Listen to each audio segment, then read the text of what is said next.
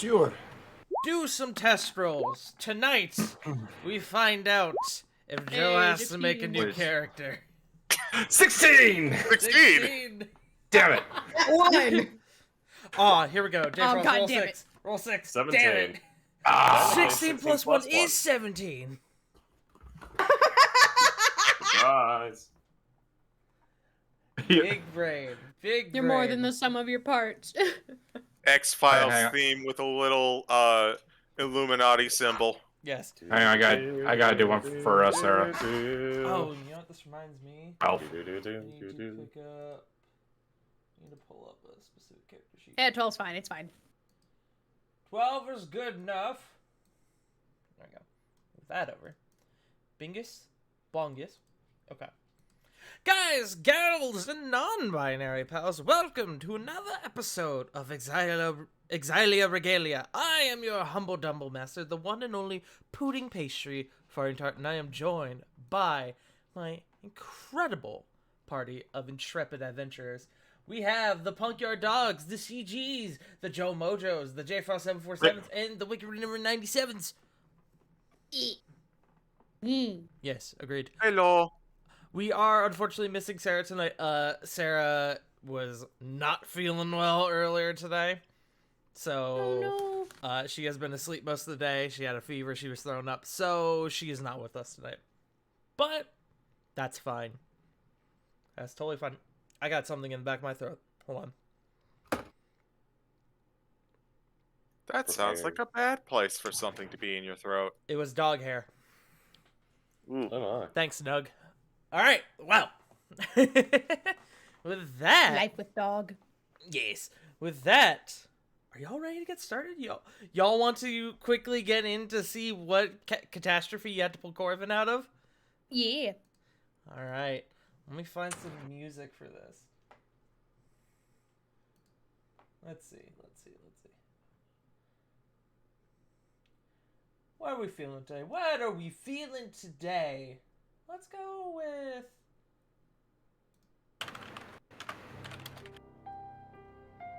Yeah. CG, does this sound familiar at all? I don't know.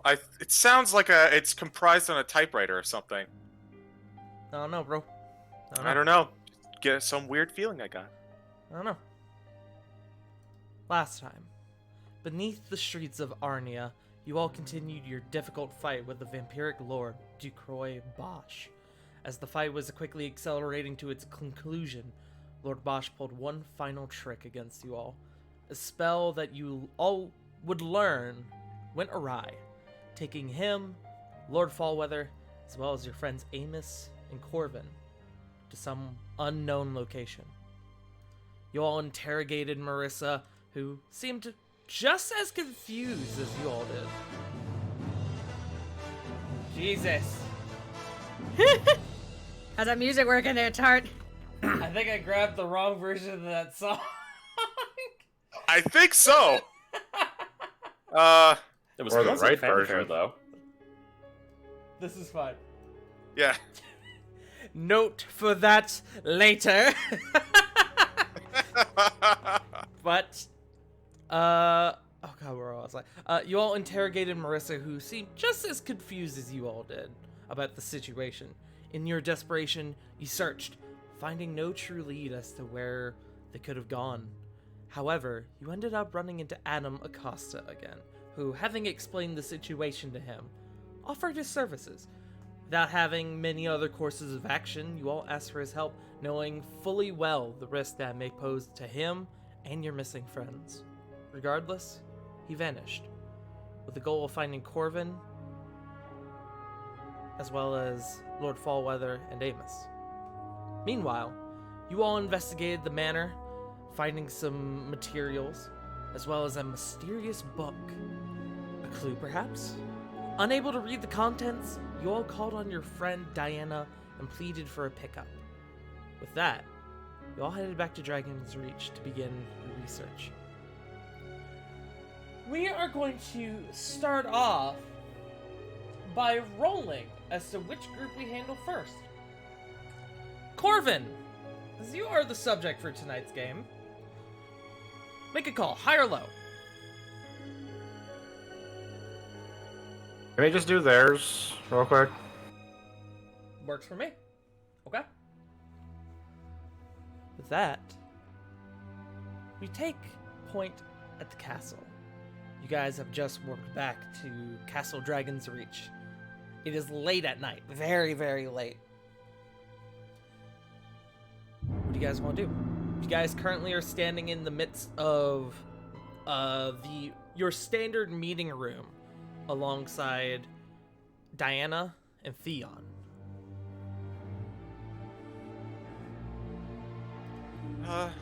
So we have a bit of a situation.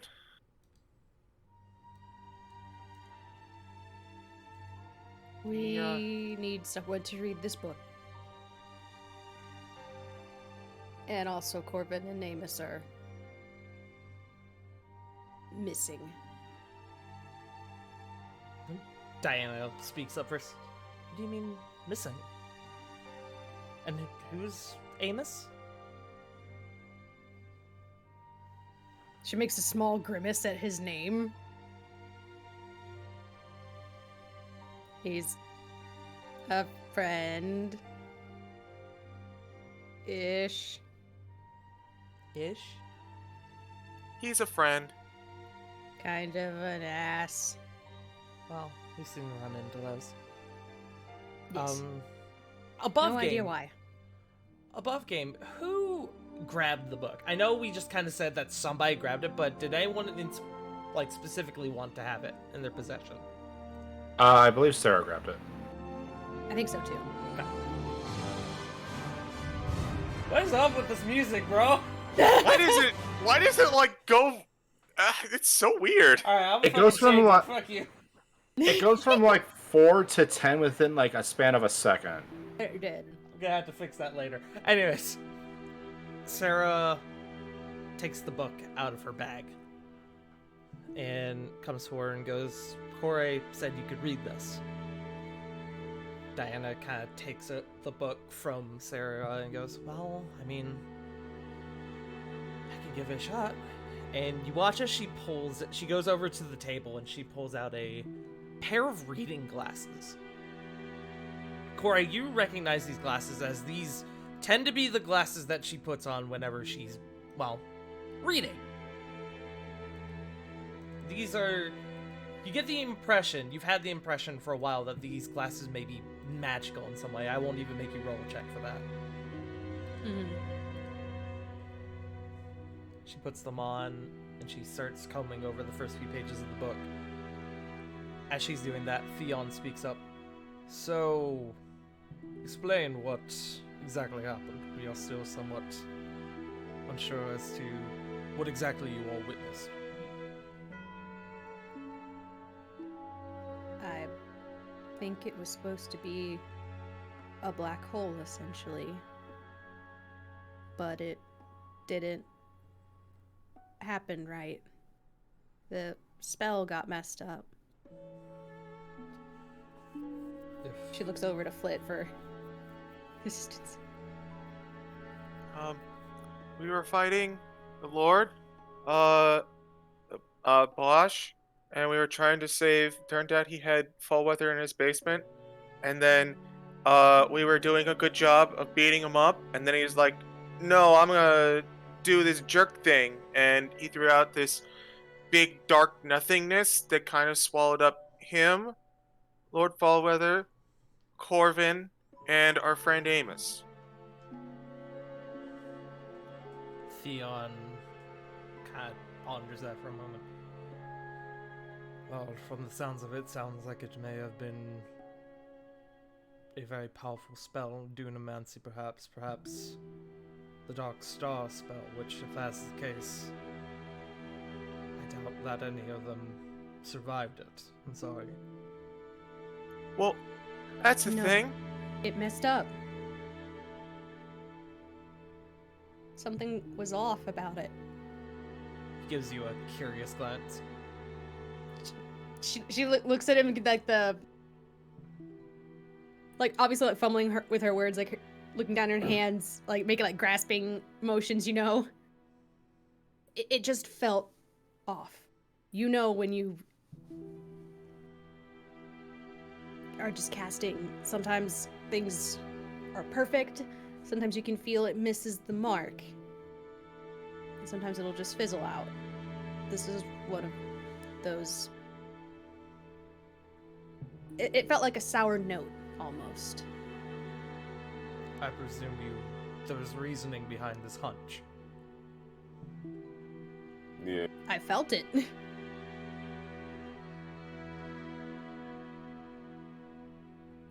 Ravon, Oh, it sounded like you were about to speak up. so if the spell had succeeded, every last magical item would still be left here. No? That is what Marissa said. Marissa. She was involved in this as well. Marissa, the Blood Or is she Hunter. not? Surprisingly not Bison.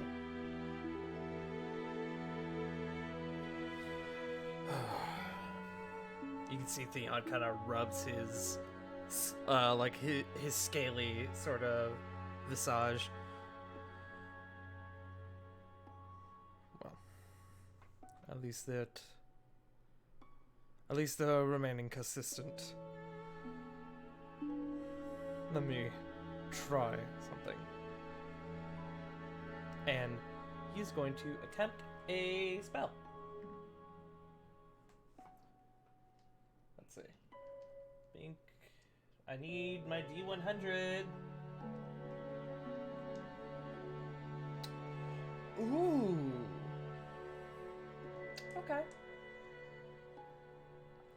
He pauses for a few moments, and then when he comes back, he goes, I just attempted to make contact with Corvin, and I received no response. So very likely he's not on this plane, or he's dead, or perhaps he's unconscious and physically cannot respond.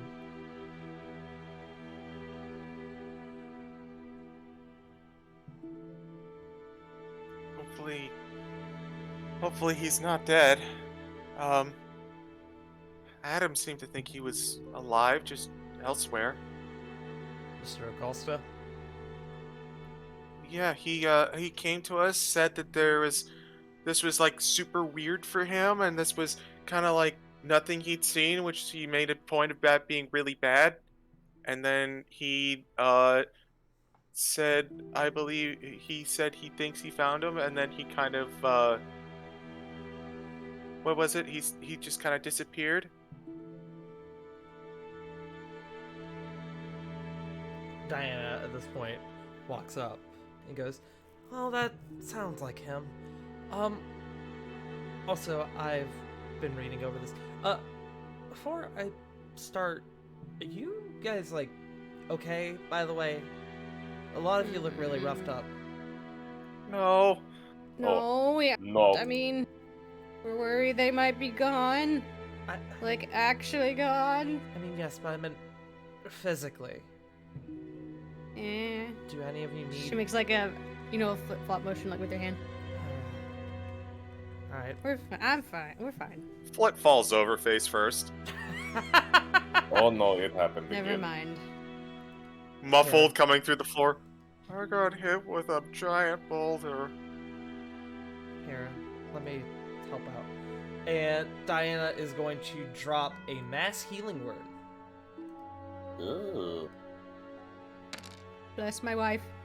Which, as you guys are out of combat, we are going to just do the full healing. Max heal. Yeah. Yes. So, you guys get... I don't know why it rolled 2d4 there. That was weird. It was max, though. 9 plus 2 per spell level, as she is a life cleric. So you guys, everybody gets back 16 hit points. Hooray. Oh, sorry. 2 plus the spell's level, so it would be... it would be 13 hit points. Hell yeah. Which I know is... Still yay. Max. Hey. which I know feels a lot better for a number of you. Claire says, I'm more mentally tired. I'm gonna go see if I can make enough coffee for us.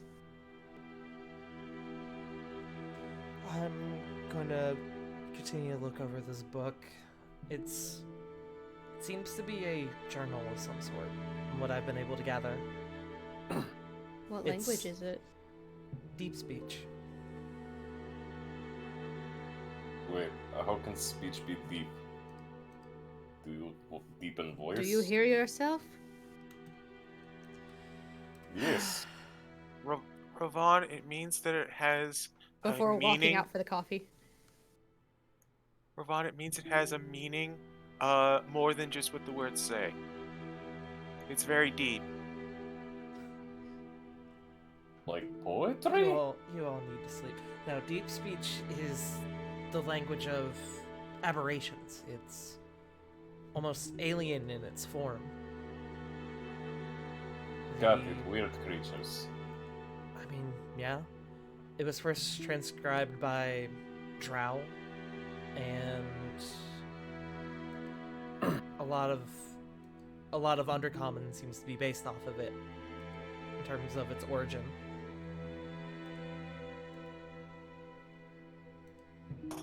Oh, that explains why he has it. He was a drow. Also, he was a vampire and a jerk. He was a high elf. Oh, I thought he was a drow. He was not. You may be thinking of Kyorik, who is a Shadar Kai, a shadow elf. Yes, that is what I'm thinking of. Apologies. No worries. But you guys take a few minutes to rest. Now I'm gonna start trying to translate this. And at this moment, you guys are going to be able to take a short rest. So if you have anything you want to do, any small things you want to do while Diana begins transcribing this book, now's the time to do it.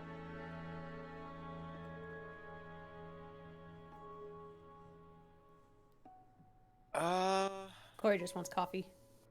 Okay, Cora's making coffee.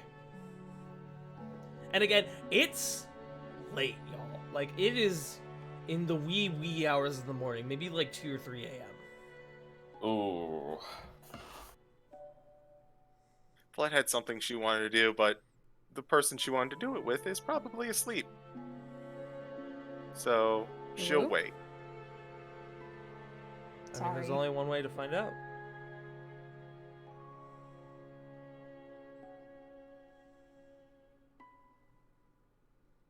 Well, the first thing that she's going to do.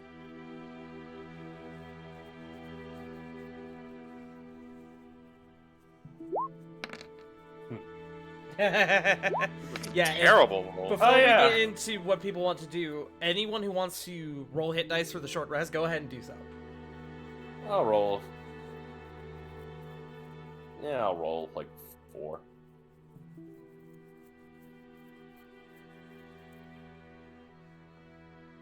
Those were good. Those were pretty decent rolls. Well, actually, they weren't that great. I forgot Fliz +4.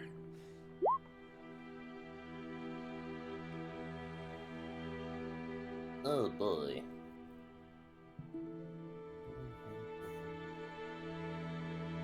Okay. Spent almost all of my hit die, but we are back up to full.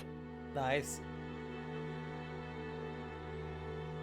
Flit just lays on the floor, takes a nap, just bones. Bones hurt.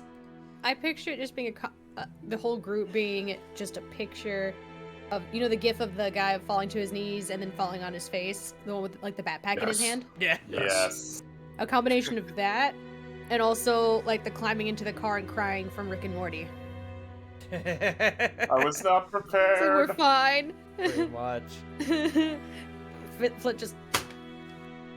Family Guy falls.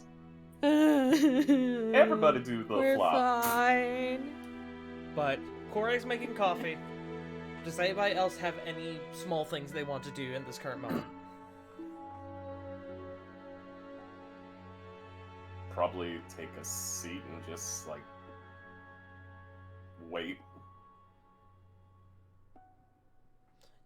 As anyone who would sit there and wait would see Diana like looking over at the book, reading a few lines, and then scribbling something down on a piece of parchment.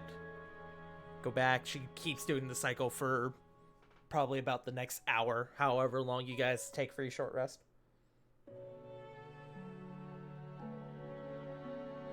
Lily is probably in the corner somewhere, just pacing back and forth, and you can see a small fuzzy weasel at her feet trying to like attack them. I like to think that Lily has fuzzy slippers purely for this. She would. They'd be bunny shaped too. Yeah. Oh my goodness. Oh lord. Can I On I a have it. carpet. can I have a little image? Like a just micro scene. Yeah, absolutely. As Flit is essentially passed out, like on the floor, face first. Toshi kind of comes out of the dress, looks over slightly, mlems, doesn't get her mlem back, and just kind of crawls on top of her head and curls up. Aww, No. cute.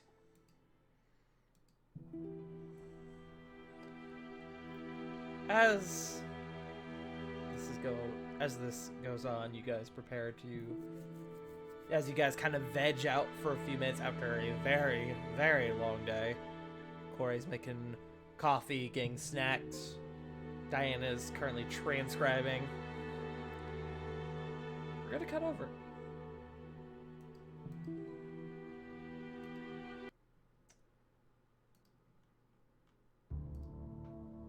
Corvin. Deep in this abyss, this well that you now know was to be unconsciousness, you were shocked at, as you are awoken by not a hard slap across the jaw, but one with enough force to obviously wake you up of whatever trance you were in. That trance being, you know, unconsciousness. And you open your eyes and you kind of looking straight up see Adam Acosta standing over you and just be like, "Come on, bud, time to get you up." He's going to first check. He's going to first check his chest. Check. He's going to check his face. Check his face again, and just kind of look around. Am I in hell because you're right here? Wow, rude. No. But I'm mentally not that far off. Corvin, I don't want you to question it. I don't want you to, really think on this too much. Go ahead and put your character sheet down as having a long rest. I am not questioning this. Okay. I am totally not questioning this.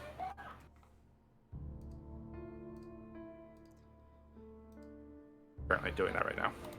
Okay. How you feeling, bud?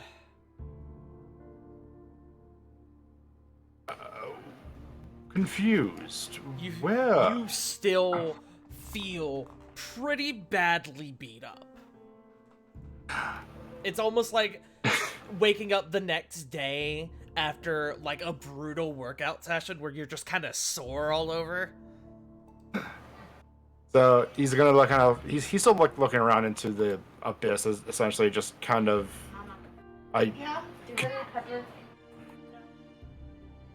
Perfect timing. It's all good. He's gonna look around and I'm a little confused. He kind of like hangs onto his neck after frickin' Bosch has kept biting at it. Corvin, you look around at the scene. You seem to be on a stranded, floating platform. The land is hard and ashy. The sky a cascade of swirling, fabricated colors. And where the sun would be, a massive black circle, seemingly sucking all there is deep within it. You look out and you can see similar platforms. Some smaller, some larger. You see one that, just as it comes into the breadth of your vision, it splinters, crumbling, and floating upwards toward this dark star. As you continue and start looking over, you notice some 15 feet away from you. You see Lord Fallweather knelt over a seemingly unconscious Amos. And a few feet away from them, Lord DeCroy Bosch. And as you look over, you hear Lord Fallweather mutter, sort of under his breath, "In death, sacrifice."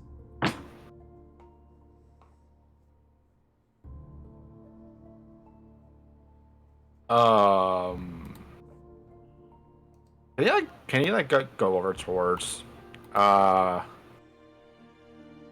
god. Can you go over towards Fallweather and kind of tap him awake with the back of his fingers or something? He does seem to be facing away from you, his back to you. As you start getting up, your feet kind of give out from under you and you stumble, and Adam catches you. Whoa, hey, you're good, I got you. You've been through a hell of a ride, man. Take it easy. Take it slow.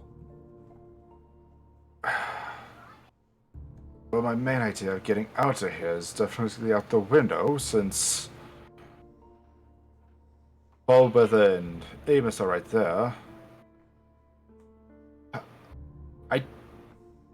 Where even are we? As far as I can tell, we're in a demi-plane of some sort. One that I can only assume was created by the visceral reaction from that dark star your friends mentioned. That's the running theory, now? at least.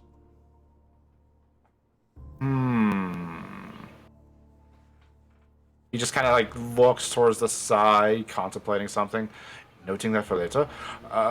So how do we get out? That's a plan in progress. Around this point, you both sort of reach Lord Fallweather, who, Corvin, as you look down, you now see a more clear image of the scene before you.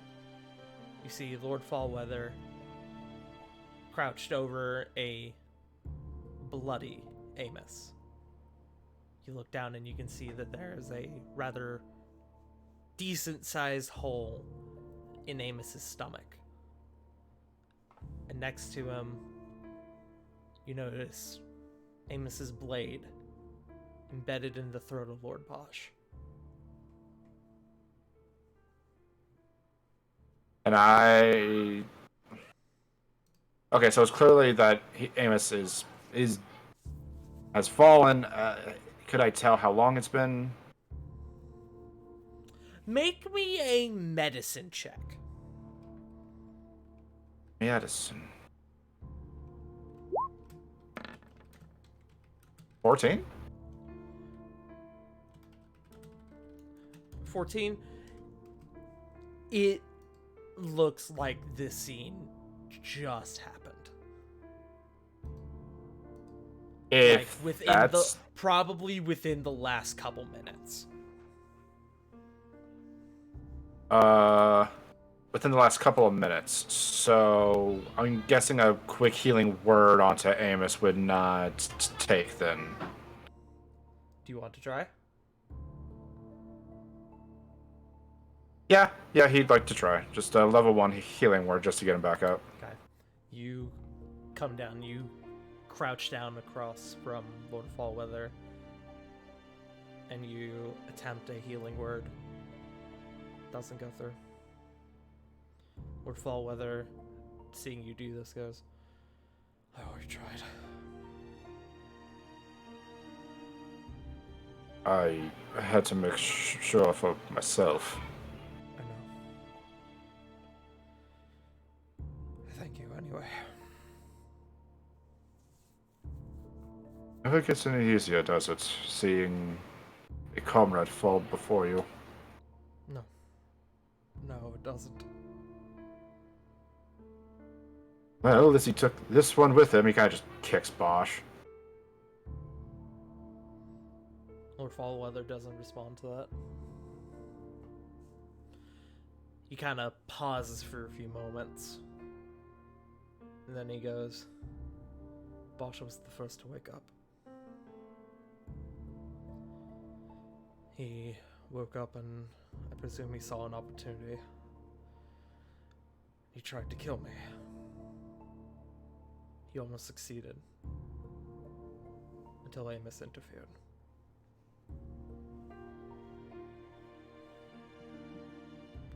Loyal to the end, will always protect his, always trying to protect the innocent. He lived by a code.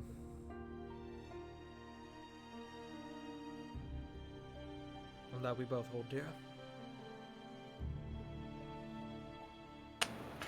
From the brief time I knew him, he was a good man. And he will be missed. He nods. Kicking. What's that? Also, I feel guilty because I owe him like about half a bar's worth of drinks. He actually cracks a small smile at that. He had that impression on people. And you watch as he finally lays Amos down like properly, and he, with it like the single gesture, closes both eyes. I'll see you in Anaheim, my friend. Anaheim? Can I? Would he know that? Make me a history check or a religion check. I'll let you pick. History's a lot better. 24. 24. Anaheim, as best I can describe it, is similar to Valhalla or Sovereign Guard from if you've played Skyrim. It's where a lot of individuals, as well as especially religious figures, feel that they may go when they die, providing that they are worthy enough.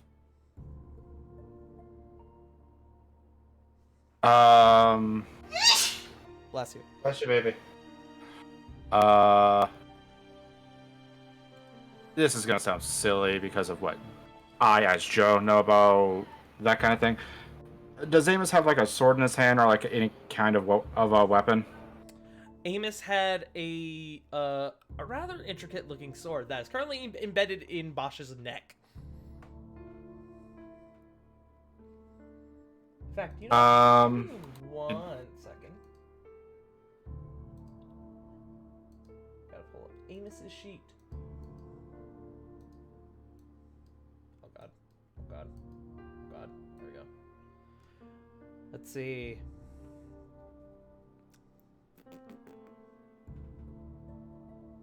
Yeah. You can see Amos's blade appears to be a longsword of some sort.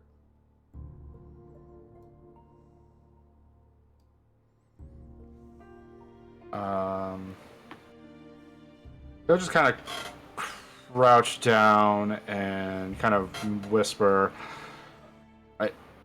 If it's like Valhalla or Sovereign Guard, like the same rules would apply, right? The Valkyries would come and take them. Theoretically, yeah, with that high of check. Okay. He'll just kind of say, "May the maidens find you in this desolate place and know that you truly are worthy." Okay. All right. Exit strategy. Exit strategy. Looks towards Adam. I'm here for ideas. Yeah, that'd be pretty great. I'll let you know when I come up with one. Because if this is a different plane of existence, I have a way to get myself out.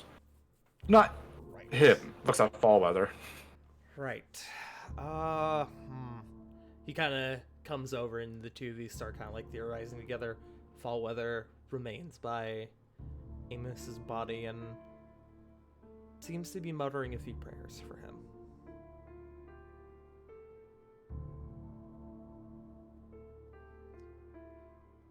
Adam kind of leans into you and goes, well, I'm going to admit, this is not what I expected this is not where I expected our paths to cross. Corvin, now that you've had a moment to really properly focus, you've kind of gotten your bearings again, you've come to your senses a bit more. Adam looks a bit different. Like a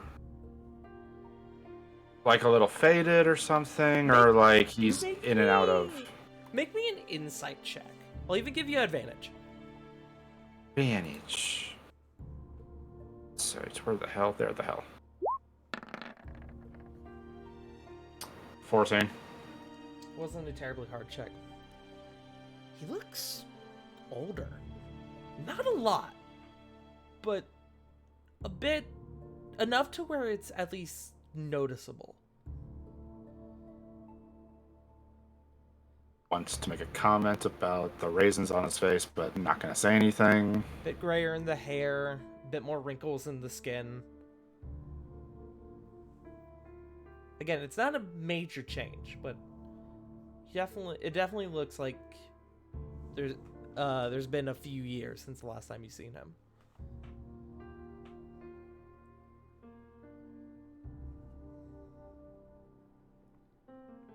Okay. Kind of rubs his hands together. Stupid idea time. This is probably not how this works, but he kind of pulls out a gem-encrusted chalk.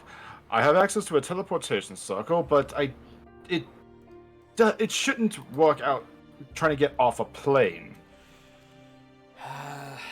Normally, I'd agree with you. This is a demi-plane, again, as far as I can tell. I mean, you could try it. Worst case scenario, you stay here, I guess, right? Yeah, sure. Are you gonna attack Oh, the God. teleportation circle? He's gonna kind of take a deep breath in. Oh, and here I thought I was done with risky and ridiculous ideas. And then yeah, he's going to draw it. Okay. You start making the familiar symbols of your teleportation circle to take you back to Ara's ship. After a minute, you eventually finish it. And you kind of do like your little gesture to ignite it. Nothing happens.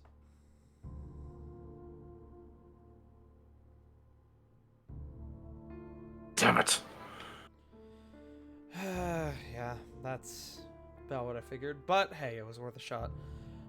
I have a few ideas. None of them are good. But I mean, it seems we don't have too many options, so we can at least brainstorm. Well, the other idea is falling off the face of this platform, but I'm not doing that. As you say that, another larger platform, not too far away, crumbles and begins to float upwards, loud, almost like a shattering of sorts. You then, looking a bit closer, see that another platform that had broken actually crashed into it, causing that one to break.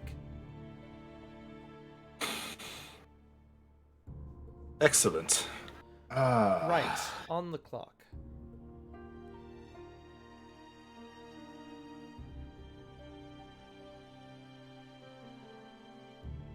with that, if you don't mind, I'd like to cut back to the other group if that's okay. Yes. Okay. Back with the other group. Say hi, other group. Hi, other group. Hello? Back inside the castle. You guys have spent about the last however long, probably about an hour or two, brainstorming and kind of taking care of yourselves and thinking about where the hell Corvin could have gone, as well as what to do next. You all sort of sat down and gave Theon the proper, debrief as to what exactly happened in the Arnia. Meanwhile, Diana has been transcribing this entire time. Corey, there was a thing you wanted to do during this time. She wanted to make sure. Hold on, just a second. Sorry. No worries.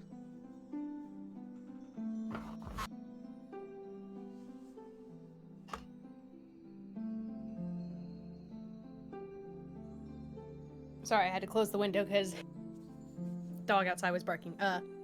Was it a good dog? And he's tried biting me a couple times, so I don't know. The jury's still out. Good to know. But she wanted to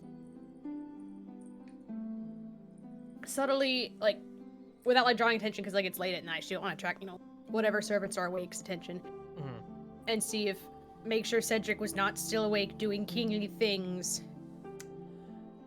Make me an investigation check.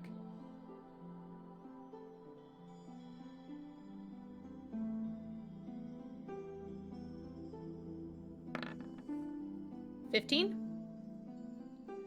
You kind of slither your way over near Cedric's standard chambers. Places where he frequents, either Study, study, his office, his bedroom. You do find him in his master bedroom. It seems that he's left the door open and that he has sent the guards that normally would be guarding him away. Do you go inside? Or do you peek inside? I guess, just for signs if he's awake. Just try to respect privacy, but less he's not sick, is he? Oh shit. Because sick would be the first thing that came to mind. Are you trying to do this stealthily? Yes. Make me a stealth check.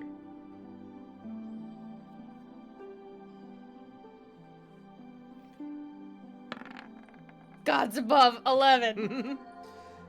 You kind of peek your head in, and you can see that he seems like he was in the middle of something. You can see that it looks like he has a bag or two out that he was preparing for something. But it looks like he sat down and sleep caught the better of him as he is asleep in his chair.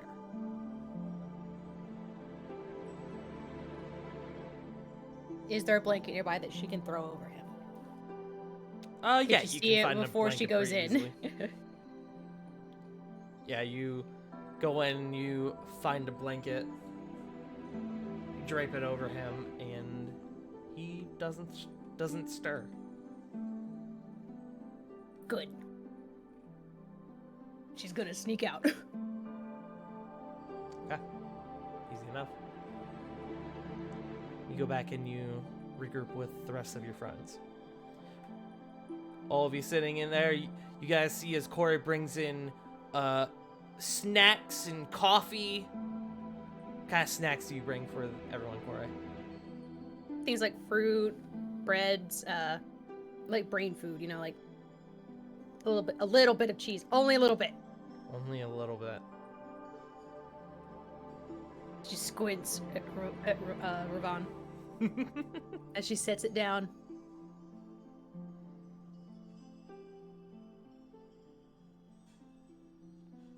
Well, thought our brains might need some energy. It's been around the around this time during your short rest, you guys have sort of begun to realize, fuck, y'all are tired. Y'all have had a long fucking day. Yeah. Yeah.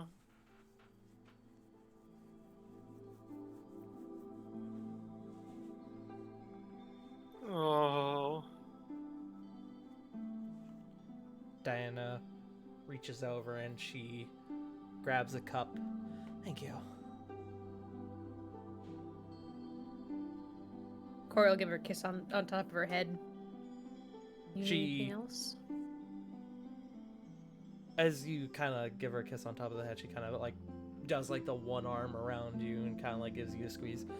No, I'm all right. I've been transcribing the book to the best of my ability. It's definitely a journal. It seems that it was probably written by this Lord Bosch you guys had been mentioning. There's a number of drawings too, and if it weren't for the certainly strange manner, I would almost call him an artist.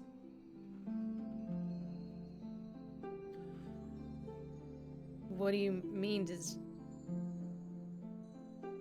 Well, there's She gives her like just a worried, concerned like look.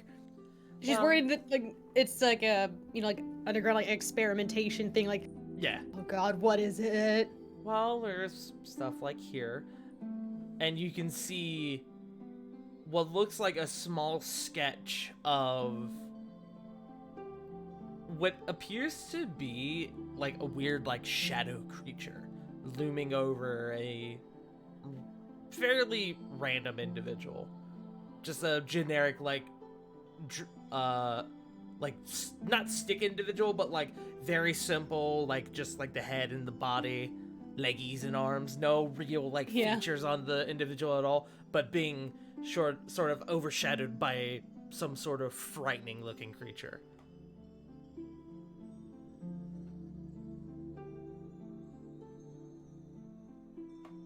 There are drawings similar to these all throughout from what I've been able to tell. Which from the subject matter seems to sort of match up, and you can see she sort of shifts the papers next to the book a little bit, kind of like spraying them out. At this point, she's done probably about, she seems to be going at the same rate as the journal itself, so like one page, one journal page, one piece of parchment. And she has what looks to be probably about a dozen in front of her right now that she has transcribed into common.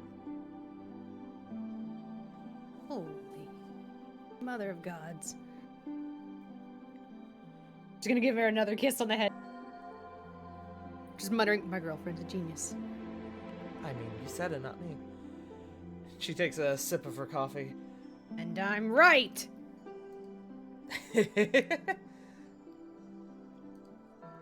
She takes a sip of her coffee as I take a sip of water. As far as I can tell,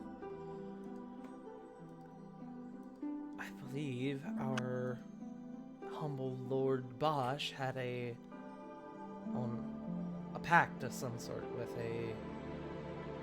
I'm not sure I've heard of this. Some being known as the Nightmare Sage.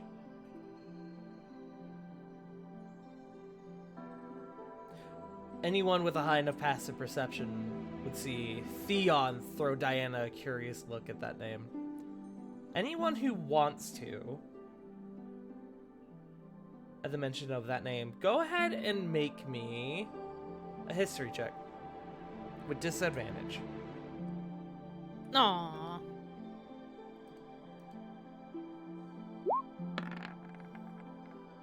Four. 4, okay. This can be Damn. anyone. 20. Helping nothing. Fuck. What was Go, that dice name roll. again? What was that, Joe? What was that name again? The Nightmare Sage. Thank you.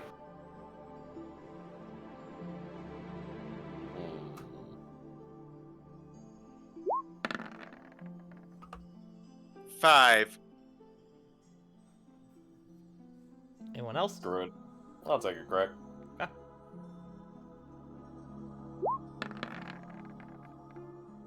9. 9. Okay.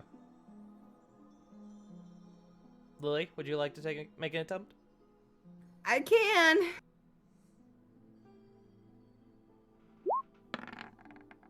13? It is with disadvantage. Frick. 13! Hey! Not bad. Pretty good. Finally, one of us have a good roll. Yeah. Lily is the only one who picks up on this. The name sounds familiar. Something you definitely heard. It's been years since you've heard it, but the name is so significant in its essence that it sort of triggers a memory that you had way back when you were a child. And you remember the Nightmare Sage being a fairy tale.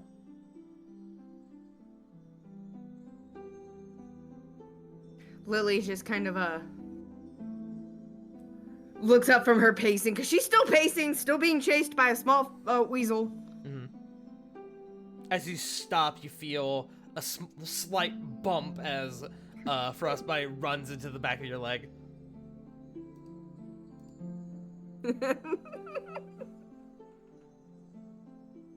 Laugh, because that's what Rory does. She looks up. Nightmare Sage? That's fairy tale. Diana kind of looks up at you, Lily. I don't think I'm familiar. Which, admittedly, is a bit odd. God. I've always heard it as a fairy tale anyway. From when I was a kid. Theon speaks up at this point. Oh, the Nightmare Sage, it definitely is a story. The tale of the Nightmare Sage is a very old fairy tale. One that never got a, and in air quotes, he throws up, gentler translation like many others.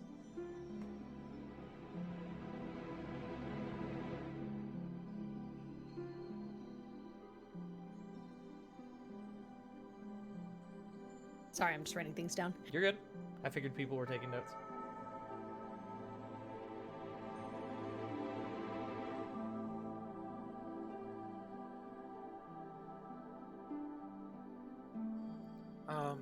When you say gentler, are we talking really, really bad stuff?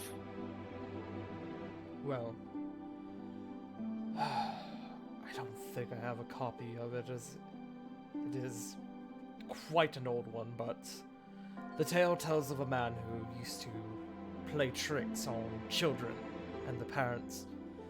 He thrived on scaring people. Started out as simple pranks, locking people in the sheds when they went to retrieve tools, a spider under the pillow. But eventually he became obsessed with the fear. Lines started getting crossed, these pranks creating terror in the victims, even becoming violent at times. Attacks in people's shoes, rat poison in the cattle feed. No. Stealing Oh. children. No.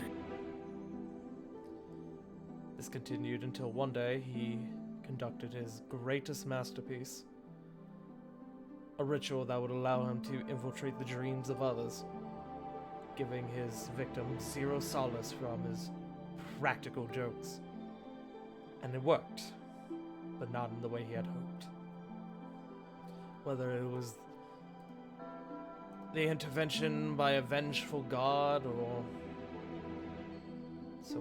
some curse, or even just a case of bad luck, the overwhelming power contorted his form, nearly eviscerating his very essence. It bound him to the realm of dreams with no escape. Most people would call this a curse, but for him, well, legend tells that with this new form, he gave birth to the concept of nightmares.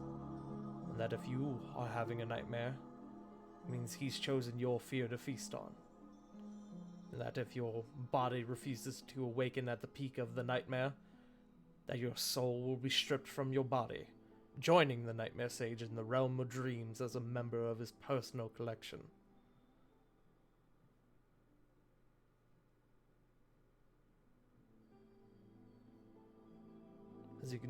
As you may be able to tell, this story wasn't very big with parents and the children. But every story has a hint of truth. And if Lord Bosch... Oh, sorry.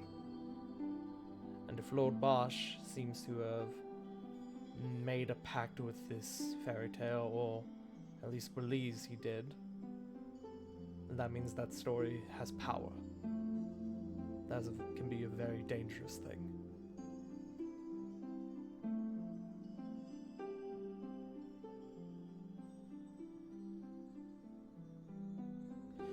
And I realize that was a lot of information for y'all. So I'm gonna go ahead and throw all that down in the lore drops. Thank you.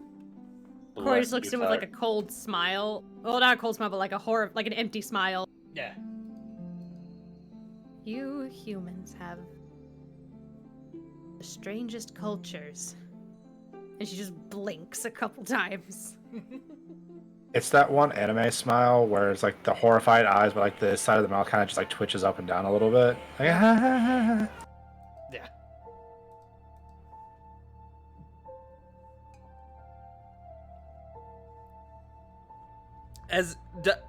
Corey, as Theon is telling this story, Diana is just like, has this expression of like, Jesus fuck.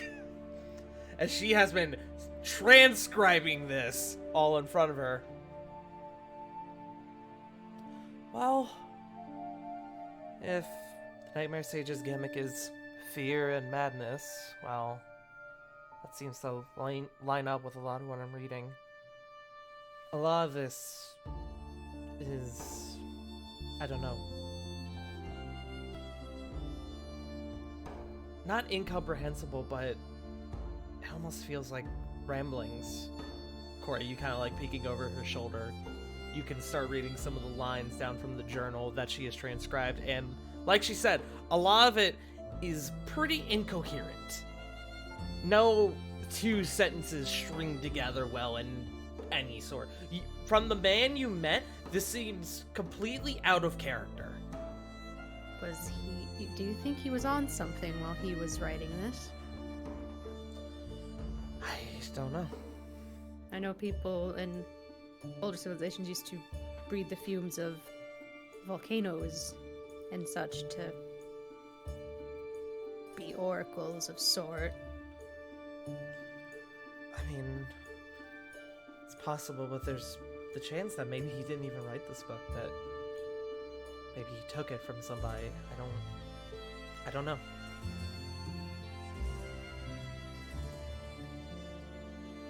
There didn't seem to be anything indicating, like, anything of him relating to this guy, this Nightmare Sage. You guys all kind of remember, from those of you who interacted with him to really any degree, you remember him being really quite composed and almost regal in his being, his manner. But from what Diana is like saying about the stuff that's been written in this journal, it's definitely not the demeanor from the man you met.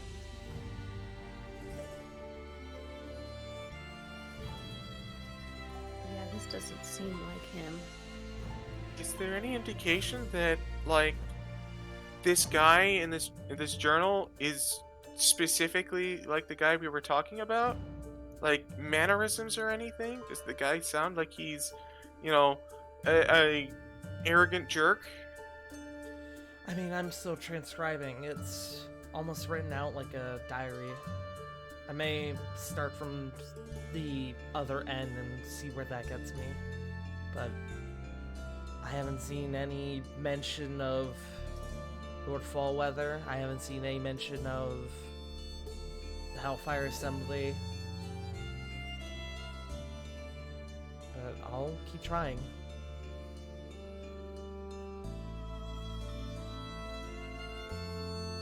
Thank you. Yeah, of course.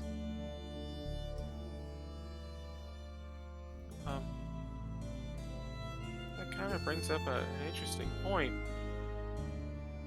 Why did the Hellfire Assembly go about it the way they did? Like, this guy had it, and they were pretty, like, I don't know, negotiable with him. Why wouldn't they just take it? Bison was there, they probably could have just strong-armed it.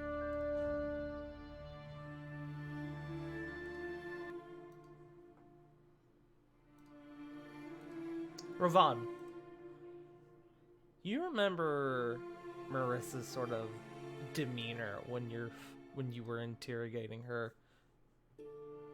In that there seemed to have been some desire not only for the breastplate, but for Bosch himself.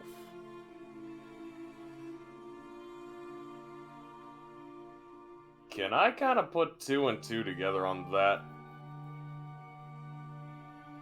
Also, Possibly. forgive me, I'm getting a message. 1 second. No worries.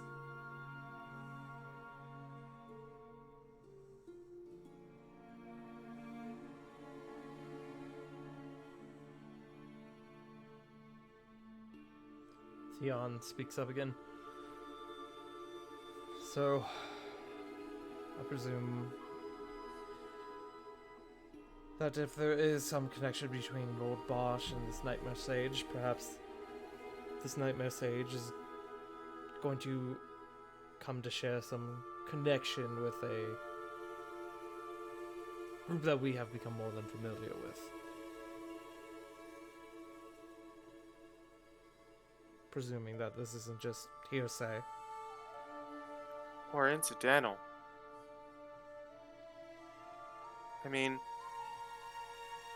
this, from what this story is and what you guys told of it, it kind of sounds like this guy got exactly what he wanted. And, you know, it's like a warning or something, right? What would he even want?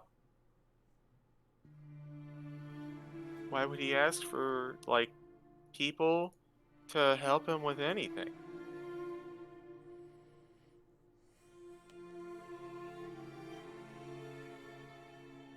Theon sort of thinks for a moment. I don't know. But regardless, we need to find Corvin.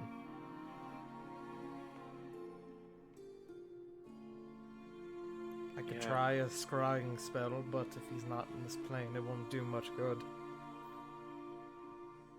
And from my sending message earlier, it seems that we have little that we can do. Could we try the mental spell again to try and talk to him? Or is there some way we could potentially talk to Adam?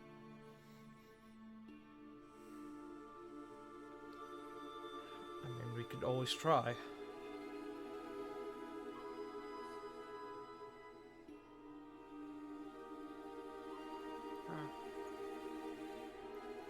Interdimensional stuff is hard. Above game, does anyone have sending prepared? I don't think anyone actually gets sending except Corvin. Yep. Boy, that's unfortunate. A little bit. Yep. I mean, I assume Diana has it. Diana would have it, yes.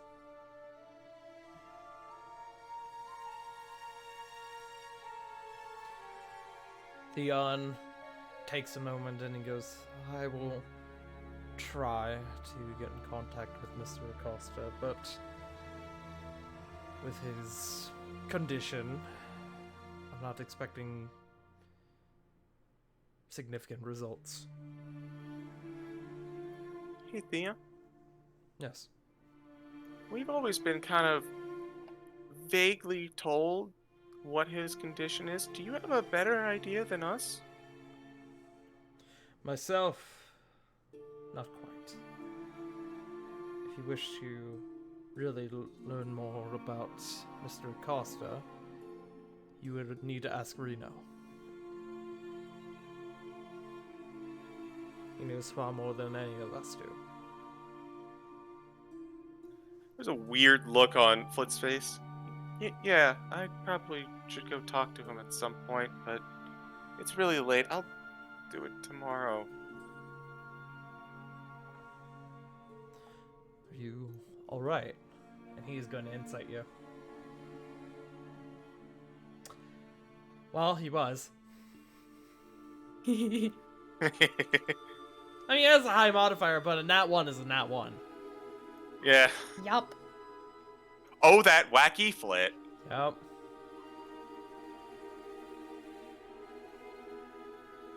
No, it's fine.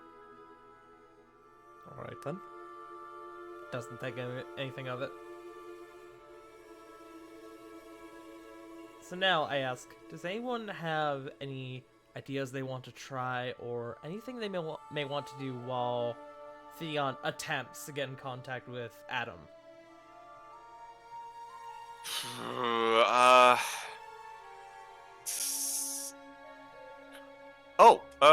Well, no. They're asleep too. It's have a still couple. very, very late at night. Yeah.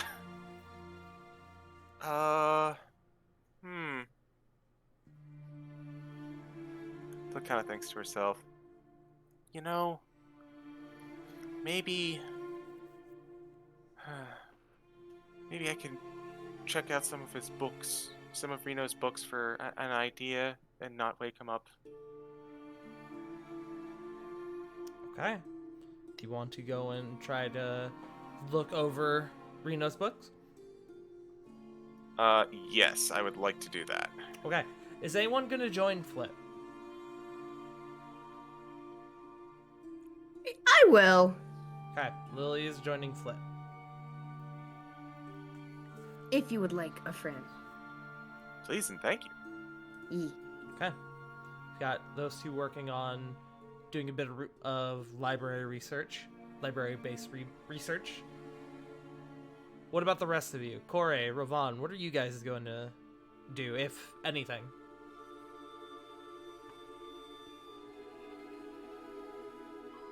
Keeping Diana fed and hydrated, Okay. and making sure the dumbass gets up and stretches every now and again. Okay. You don't have to talk about yourself that way, but okay. Shut the fuck Damn, up. dude. What about you, Ravan?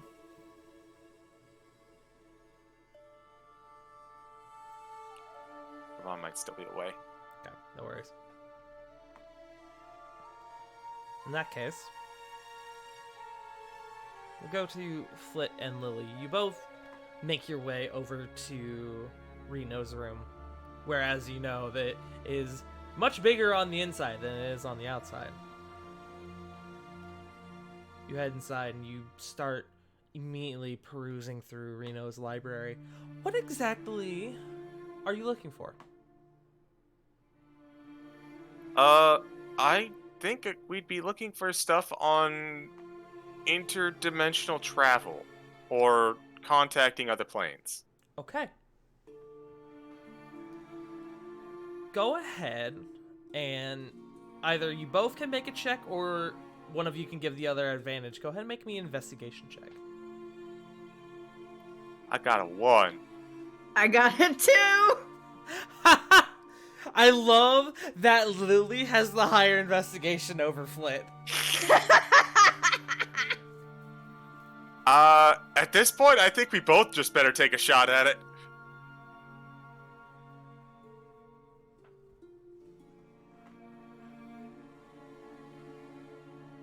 if I ever roll.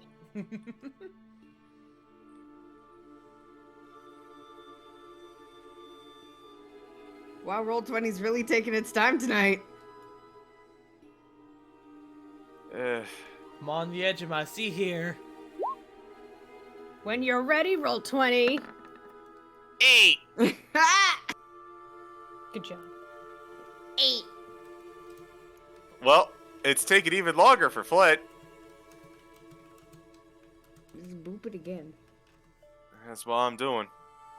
It is not helped by the fact I am above game currently experiencing technical issues. Uh-oh. Oh, Have you no. Have you tried hitting your web browser? I'm waiting to do that until it's your turn, Gorvin.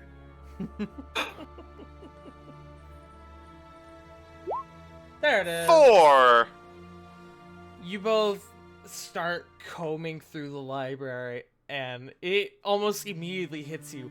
Man, neither of you know where to even fucking begin. It's also really late at night. It is. We're both probably tired. You both are tired. If you do find something, it's gonna probably be a while. Corey, you informed me of a thing just now that you wanted to do.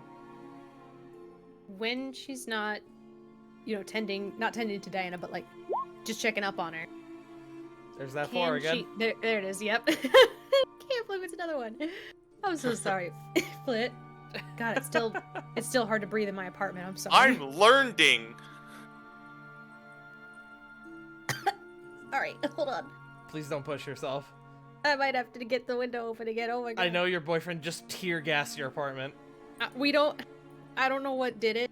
He thinks it might be paprika. It's just hard to breathe in the apartment, like through my mouth. Yeah, please take your I time. have to take like small breaths. But she wanted to go to the library and see their books on really the heavens, like the stars, space. The castle she- library? Yeah. Okay. Because I assume that would have like, the king would have like the biggest library. I mean, yes, but your group has seen Reno's library. Well, yeah, with our connections, I assume Yeah. we have our pick of them. Yeah. You guys have seen Reno's library, but you also know that Flint and Lily have already gone that way, so you decide to hit up the castle library. Yeah. You said you were going for the heavens and like stars. Really seeing if, because you said, I think when she was investigating the spell, like the area of it should have been like a black hole. Mm-hmm. You remember picking up on Dunamancy magic. Yeah. Okay. So you want to try to see if you can find some books on Dunamancy then. Yeah. Okay, make me an investigation check.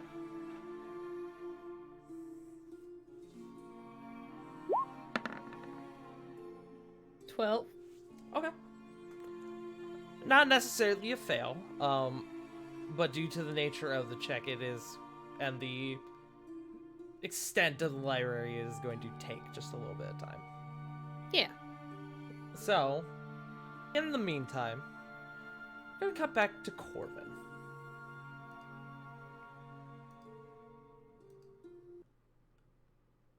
Who Yes. is still in the midst of his no good, very bad day. You and Adam just had a very small disagreement. We come back to Adam going, no, I know, but I don't think a rope, tying one of us around on a rope and jumping through the black hole in the sky is gonna do anything. Listen, I'm not saying one of us should do it. I say, not only do we strip Bosch over here of the breastplates, but we also just tie his foot to the rope and just throw him in, see what happens. I mean, You're saying for science! For science, of course. we could. But, Fuck you know, we don't now... got many other choices, do we? I mean, while we have that thought, yeah, I'm gonna frickin' just take the frickin' breastplate of Muldoon off of this guy. Also, strip him for, like, any kind of, valuables or... I'm looting his body. That's Okay. what I'm doing right now. Fuck that guy. Fuck that Yeah, guy. fuck him. It will take a few minutes to get off his. Well, it will take a minute to take off his armor, which isn't super long. As for the loot on him, let me find it 1 second. Ba-ba-ba-ba-ba-ba-ba-ba-ba. Got the in-game chat ready.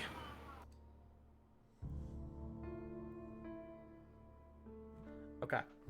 Lord Bosch had on him. He had 500 gold. Okay. He had what appears to be a 4 fire opals. Each one of them about probably 250 worth 250 gold. Okie dokie. He had he had the gemstone on him that he used to cast the portal or the dark star. That seems to just be gone. So like it's like disappeared then? Yeah. Presumably it was burned up when he cast the spell.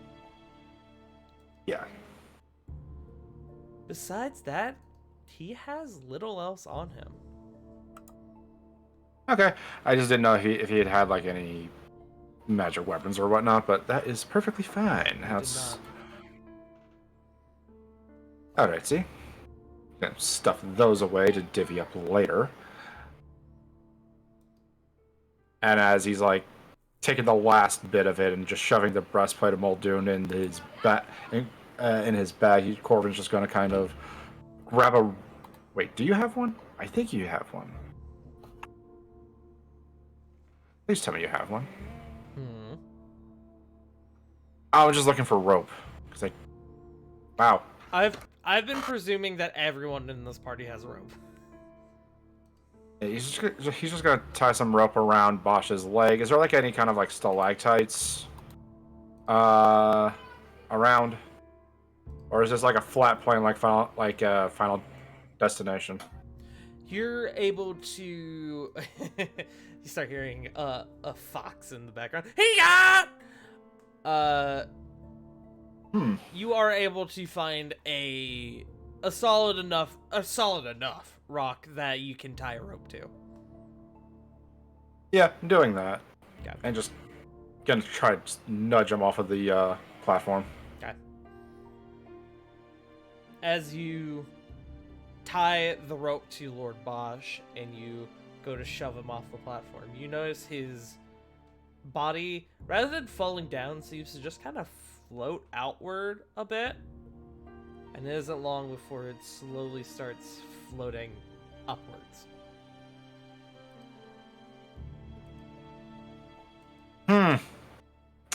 Alright, gravity works differently here. You know, now that I'm thinking about it, that makes sense. Everything appears to be getting sucked into that thing over there. He just kind of points behind him towards the literal black hole. After about a minute, maybe a minute and a half, it seems weird due to the size and the fact that it is just a sheer black circle in the sky that you kind of watch, and then it kind of hits you for a moment like, oh, there he goes, as he suddenly disappears into the black sphere. And as he hits it and he is absorbed within, the rope snaps.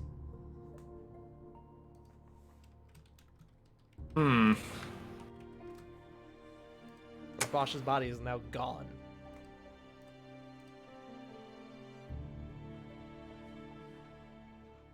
Okay. So if platform goes away, we're probably going to be succumbed to going in there, which that hasn't untold. outcome in its in itself.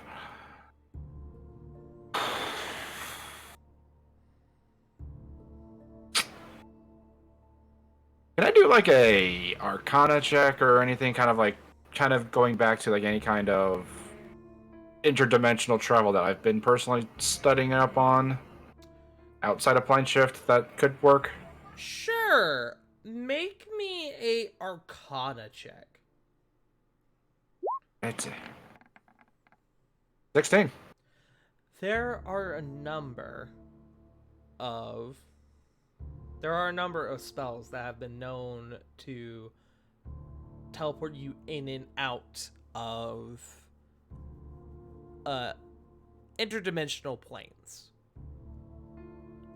With a check of that amount, you remember that some clerics have this ability at a certain level. I just had that thought the moment you were talking about it. He will look towards. Wait, he would not. Would he know that Fallweather's a cleric?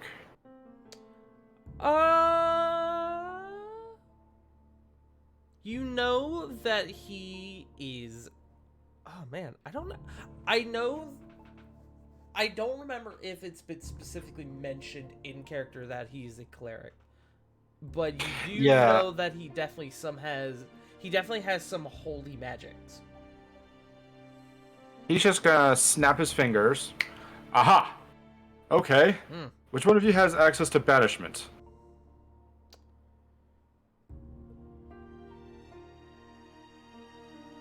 If my theory's correct, since we're not native to this plane in itself, a banishment spell could pop us back to the prime material and kind of keep us there. Granted, that happens with me, then I'm kind of trapped in the Feywilds. I think. I am currently reading over both of their spell lists. Give me one moment.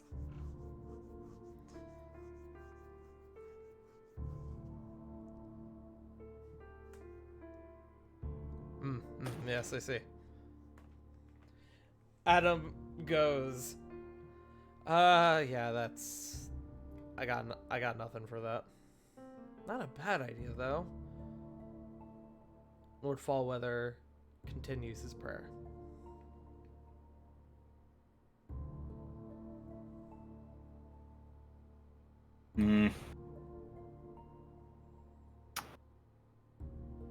Just sliding on right next to him. Hey, you wouldn't happen to have banishment today, would you? Lord Fallweather, at this moment, his words begin to slow, and he sort of begins to not ease, but his posture seems to kind of dull a bit. Go ahead and make me just a flat charisma check. Charisma? Modify 20. Okay. He stops, and without looking at you, he goes, "Your name is Corvin, was it not?" Yes, Corvin Alikir, Bard of the Wilds, but I'm going to save you the entire shtick because we are in a predicament. I know. How dire is this mission you have been set on, Corvin Alikir? Possibly saving the realm in itself, so it's up there.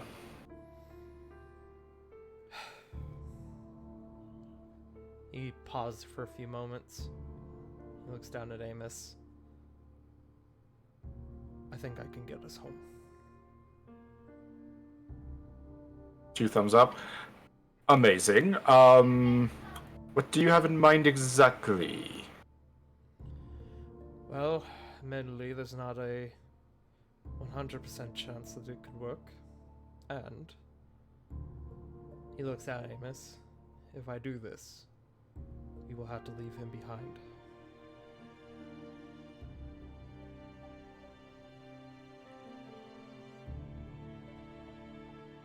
Amos was a dear friend of mine, so I don't take too kindly to this idea.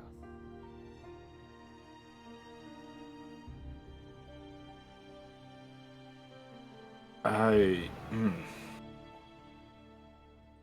understand. I too would want a friend to have a proper burial back in their homeland if something like this would have happened. But he protected you in with his dying breath. I don't think he would like you being stuck in a proverbial words. I don't think he would mind if you put. I don't think he would like it if you were stuck here of all places when there's much work that could be done trying to fix whatever Bosch has ruined. He thinks for a few moments. You're right. And I know you're right. He turns to you and he puts both of his hands on your shoulders. I want you to give me your word that in doing this, you will make sure that this doesn't happen to anybody else.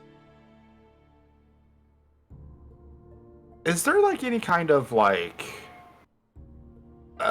is there like any kind of like metal or like kind of ooh, actually Metal, will like actually try to- Amos's sword?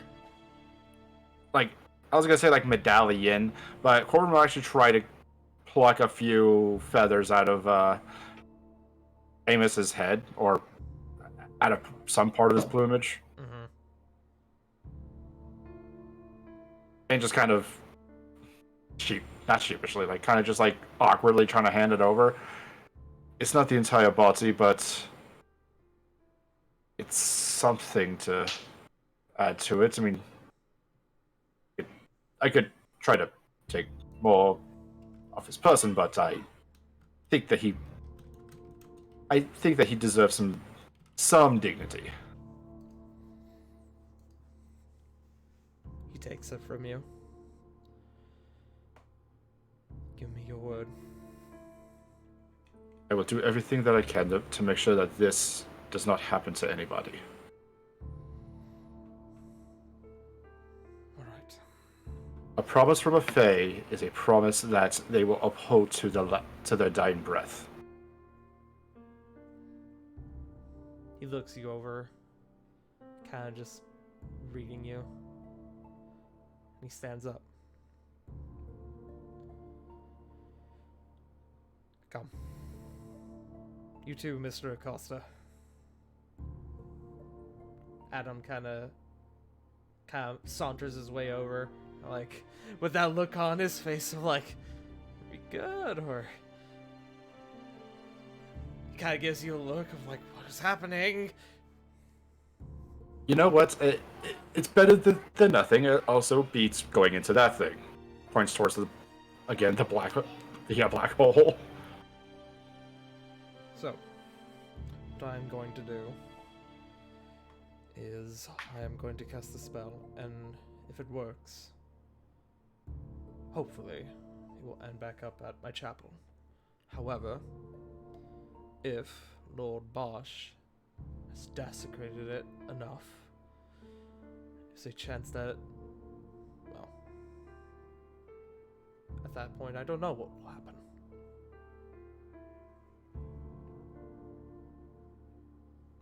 Above game. Oh no.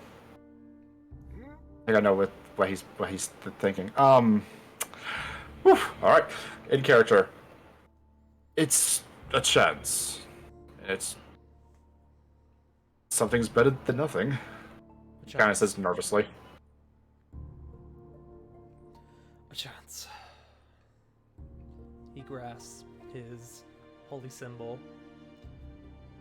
Which, Corvin, you didn't even realize until just now. He still has his holy symbol on him. Which means he had that shit on the entire time he was bound. And that's kind of fucked up when you think about it. Looks at the holy symbol, looks back at him. You know what? Nope. I'm not going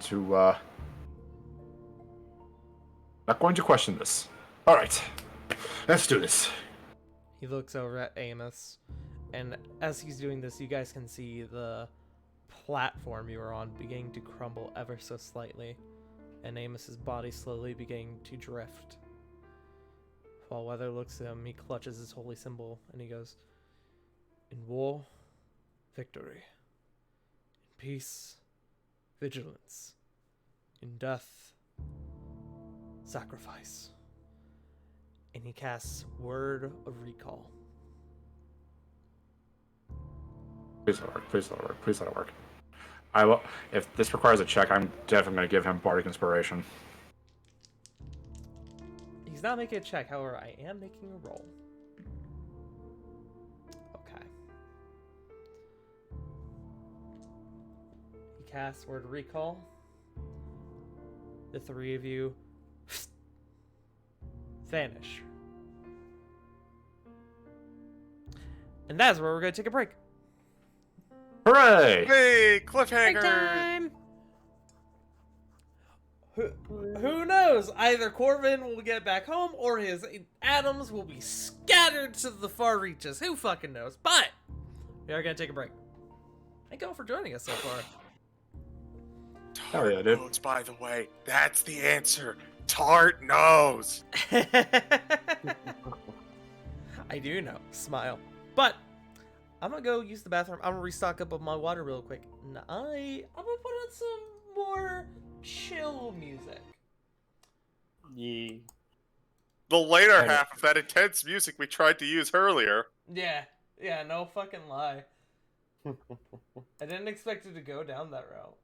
Here, I know the music that you were referring to. Let me bring up the version I'd been using. I'm gonna go use the bathroom. I will be right back. I suggest everyone do the same.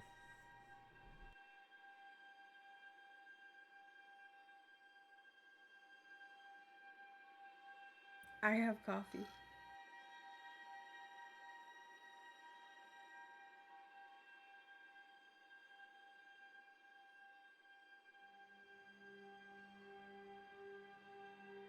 I have coffee, and then upon realizing I have another coffee cup on my desk. I'll try to knock on your door when I'm heading out.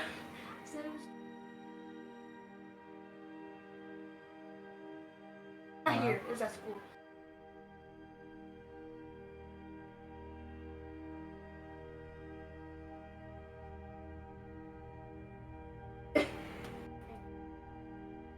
I just think I was gonna be able to walk again. Is it feeling better at least? I mean, it doesn't really hurt unless I like. Okay, yeah.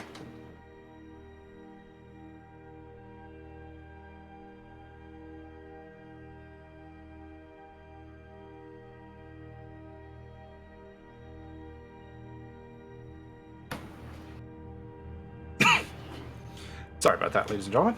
Let's see here. Who do we got? Who do we get? No. Hi. No. Yes. No. I don't even know what we're saying no or yes to, but yes. I have coffee. Nice. I'm much more apparently coffee much do I more tired than I thought I was. I'm sorry.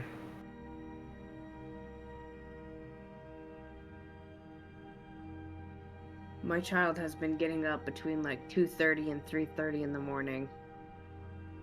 When I've been going to bed.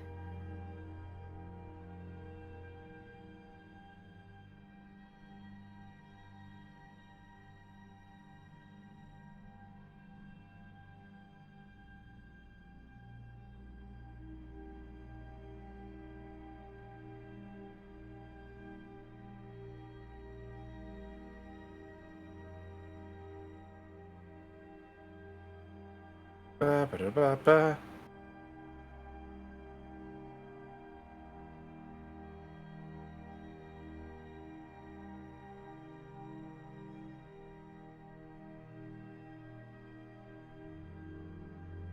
Ba, ba. I'm back. Hello. Yeah, Walt, start. But yeah, so Oh. it may or may not have been a good idea to properly save Lord Fallweather. Now you know. So good on y'all. Yeah. Yay.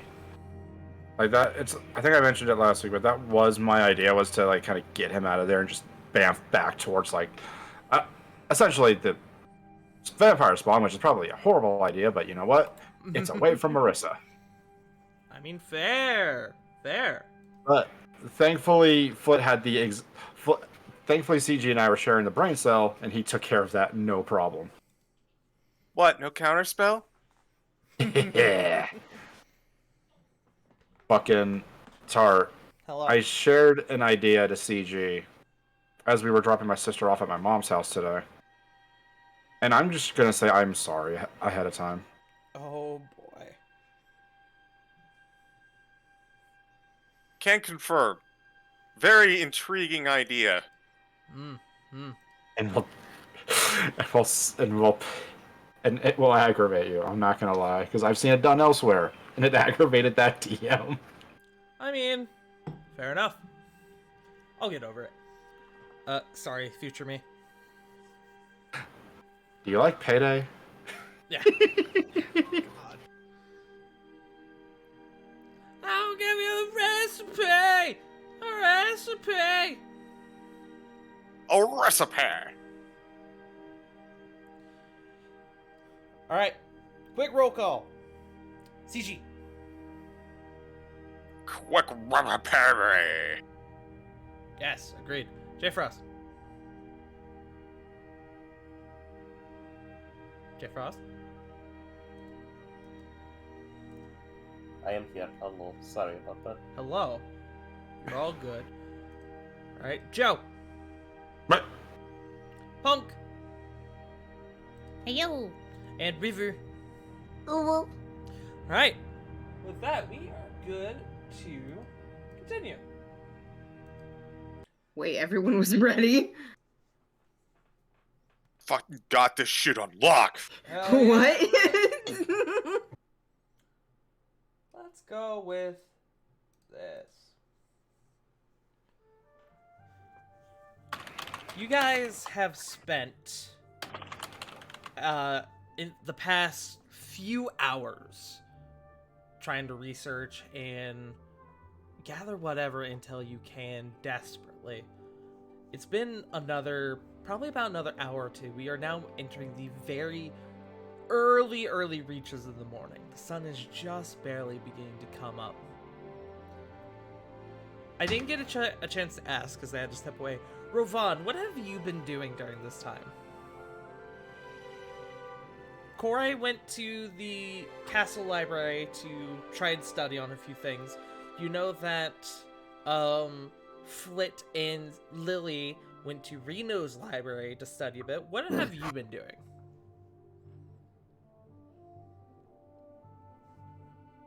Ravon's kind of just been thinking long and hard about the entire sequence of events that transpired during the entirety of the past 24 hours. Thinking about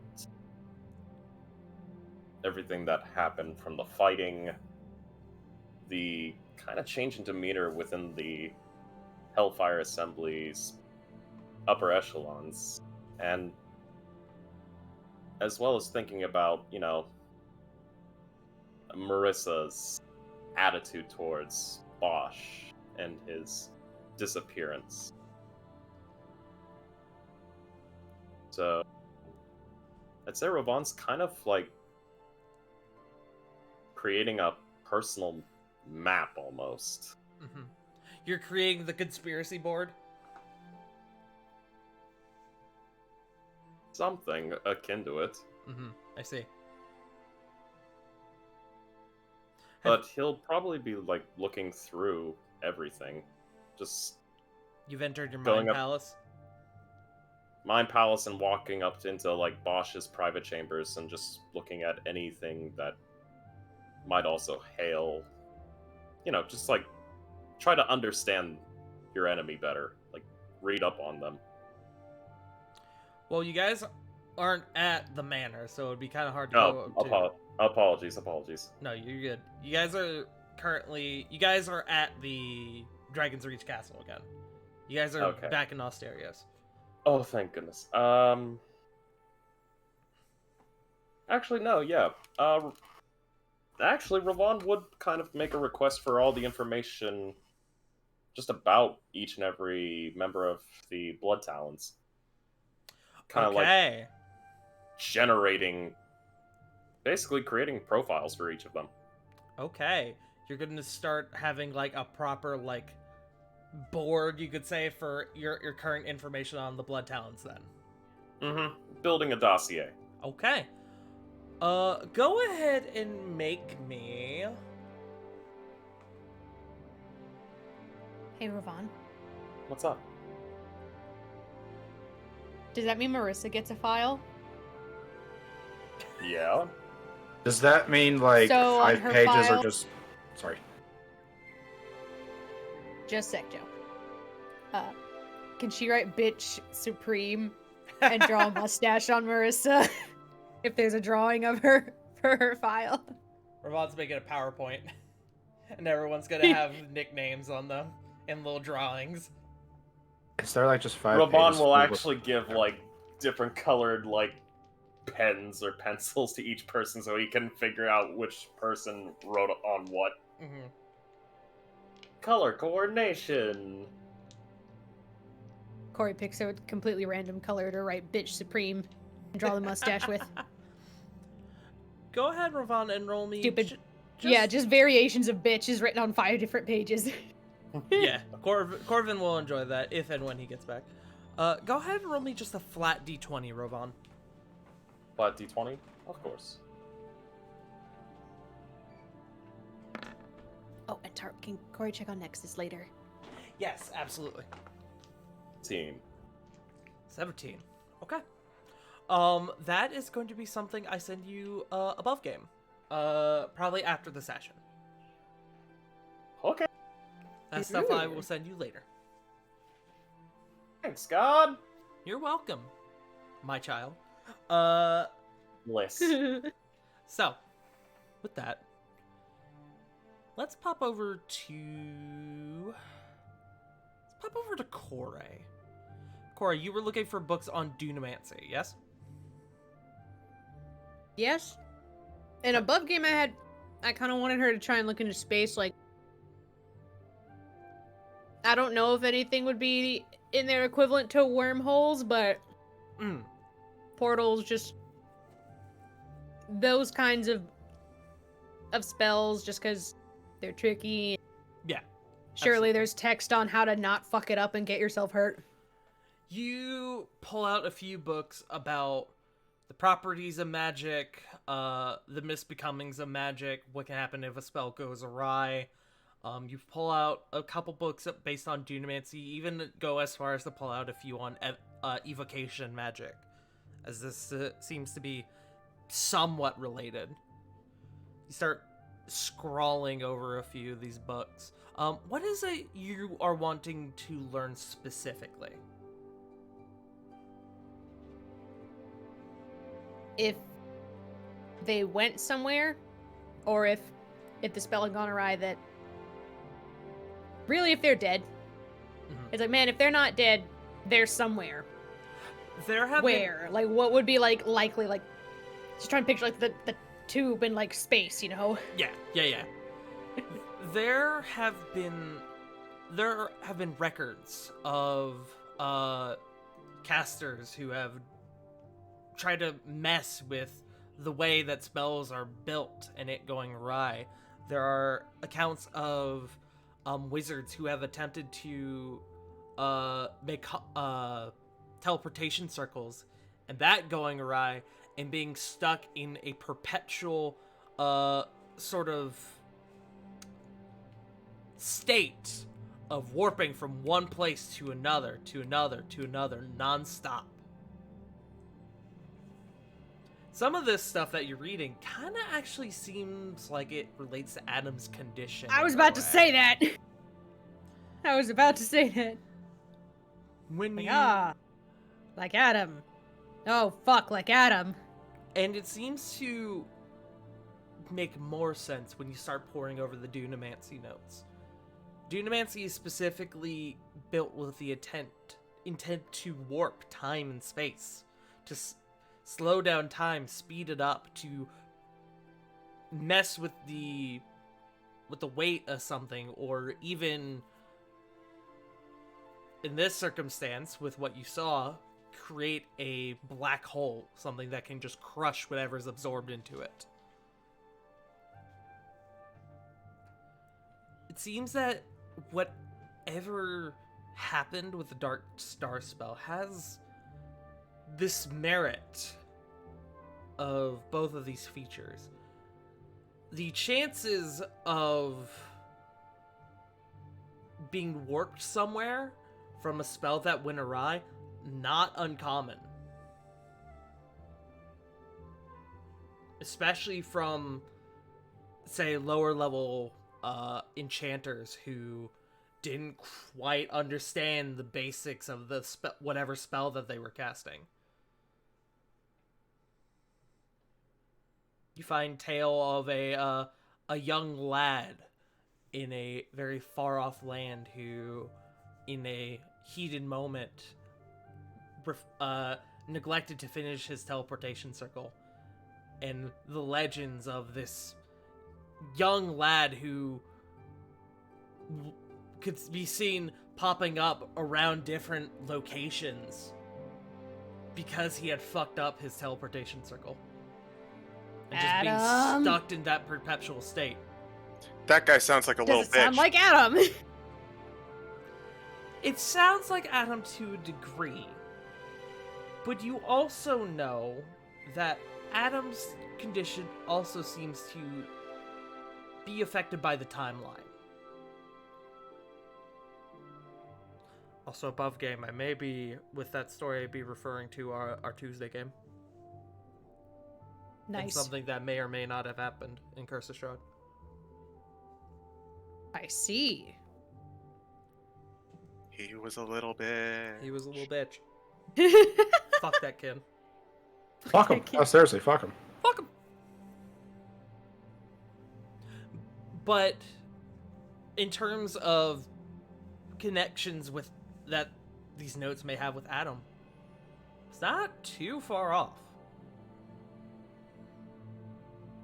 Noted. She will remember that when she next sees him, and will, take notes on that so she can bring it up with him. Mhm. Until then, looking for more things about how to undo it, maybe, or Mhm. find where that they've gone. Trying to determine how to correct a spell that has Yes. gone awry, or maybe determine what could happen or where you could be sent if the spell went awry. Yes. Yes, or how to duplicate it, maybe. How to duplicate the effect. Okay. It's Alright. cool if it warped. The caution would be make sure you replicate it correctly. Mm-hmm. As you are kind of poring over these notes alone in the library, the morning sun slowly beginning to peek over the horizon, you feel a little hand touch you on the leg. You look down and you see Nexus, who is kind of like wiping his eyes. It looks like he's just woken up. Good morning, mister. Hello, Auntie Corey. What are you doing? She covers up a yawn. I'm doing all right. How'd you sleep? I slept okay. She gives him a hug and pulls him into her lap, at the desk. I woke up a little while ago and I tried to go back to sleep, but I couldn't really manage it. So I thought I'd get up. It's a bit early, but you want to help me make something for breakfast? Because I actually need to get up. She looks at her arm as if there's like a sundial / watch on it. Mm-hmm. Like, look at the time. Time to eat. Okay. Do they have waffles? We don't have waffles yet, do we? Bro, you think I'm gonna deny you waffles? Good. Waffles and a ton of fruit. Hell yeah. You and Nexus begin heading over to make waffles and fruit. Also bacon, eggs, just Yeah. breakfast things, yeah. You begin to help make breakfast for the group.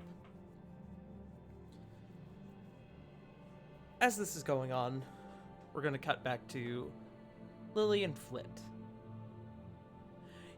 You both have been... Remind me once more about what you guys were looking for. Interdimensional travel, yes? Yeah, and contacting other planes. Okay. The two of you working together, it takes you a while to finally get what you're looking for, but you eventually are able to find a couple books on plane shifting, demi-planes, books on, like, multiversal planes for dummies.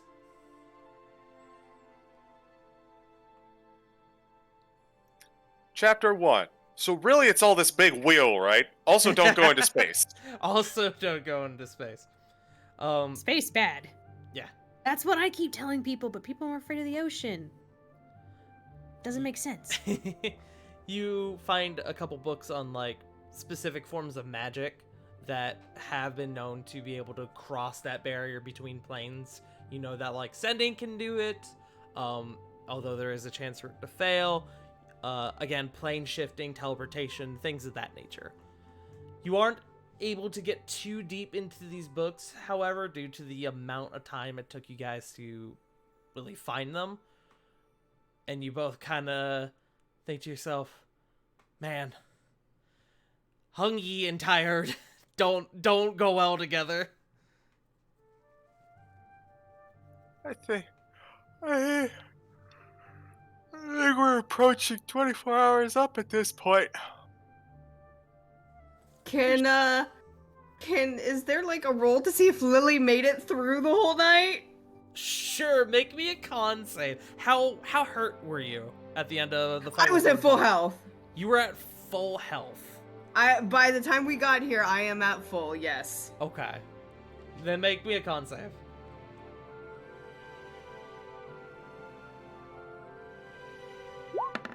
Nat one. Yeah! Oh my god, you willed it into existence! Oh my goodness! Bastard. Flit, you look over to, like, say this to Lily, and you know she's not there, and you're like... Drooling into a book. You look over, and you're like, huh, that's weird. And you stand up, and you start combing up and down a couple of the aisles, and you find Lily, who... It seems like Lily was trying to get a book from high up on a shelf, and had even gotten, like, one of those, like, little ladders to be able to get it. It looks like she might have fallen, and instead of getting up, just kind of thought to herself, no, this is fine, and just went to sleep. She has a single book in her hand. Amazing. And is, like, cuddling it like a pillow. Where's Frostbite? Frostbite is still batting at her feet. Like, she fell down, accidentally knocked over a whole bunch of books. She's just buried in them. And Foot's like, aw. And she puts a blanket over the book pile. Absolutely. As you are doing this, you actually hear a set of footsteps. And eventually, Reno kind of pops out. And he goes, oh, good morning. I didn't realize you all had returned. Hey, Reno. We had a lot of stuff happen last night. It seems like it. And he kind of looks past you to the pile of books behind you, with the blanket now on top of it. Did you sleep here in the library? No, but I think Lily may have reached her limit. I see. I was gonna say, can I roll to see if I hear anything? Perception with disadvantage. As you are not only conked out, but under a pile of books. Flit, you can see that her feet have like are like poked out from under this pile and are being batted at by frostbite. What I feel like I would at least feel frostbite. Maybe, but still disadvantage.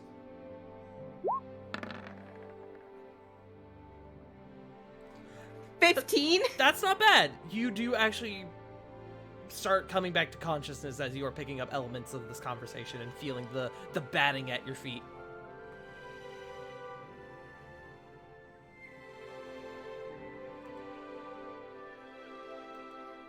Oh. I'm so tired. We had an interesting adventure, but the important part of it is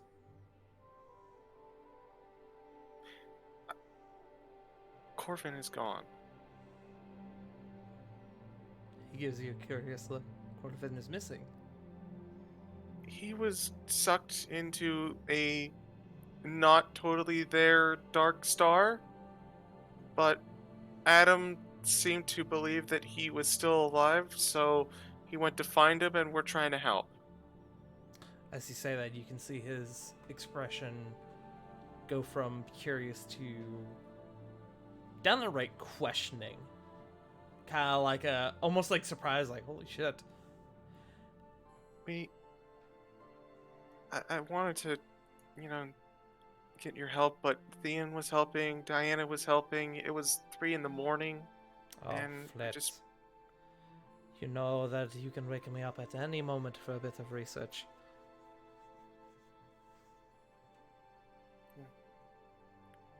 Remember that in the future. And she gives kind of a look to Reno. He kind of comes over and he hooks his hand into yours. Now we should probably help Captain Timbers. And Yeah, probably. he taps his cane on the ground, and you see the books that Lily was buried under begin to like float and swirl up and like just line themselves back up on the shelves, all except the one that you were holding, Lily. Can I see what the book is? Is it even like... Did I even find anything? Roll me a D100.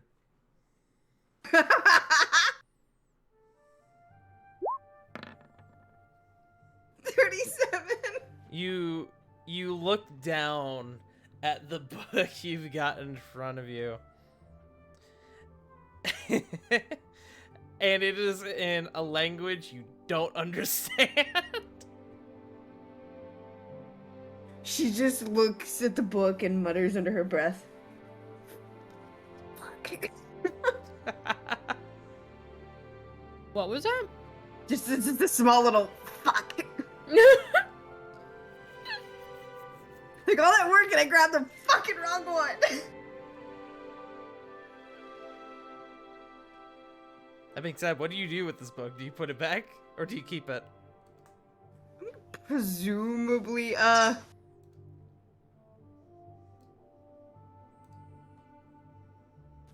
mean, I can't read it. Rory, thank you. Yes. I Yes. love you too. Valid input, Rory. That's distress ball. Lily's just squeezing it. Mhm. 'Cause I can't. That's the sound her Can't slippers read make it. as It's okay. frostbite bites on the feet.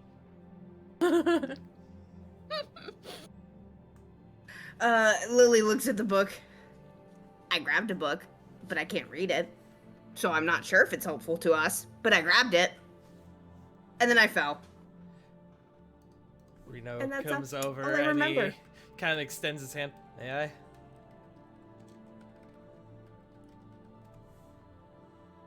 I? Yes. Lily will hand over the book. He takes it and he looks it over.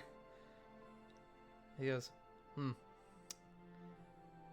Yes, I don't think a 101 guide to brainwashing is quite what you are going for. More specifically, for horses. You could make an entire book on that? Apparently.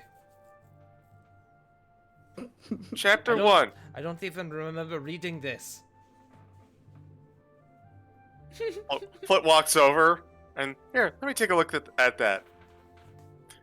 And she just lems it. What language Oh. do you speak, Flit? Common, Draconic, Druidic, and Sylvan. You're actually able to pick it up with the Sylvan. It does say horse brainwashing 101.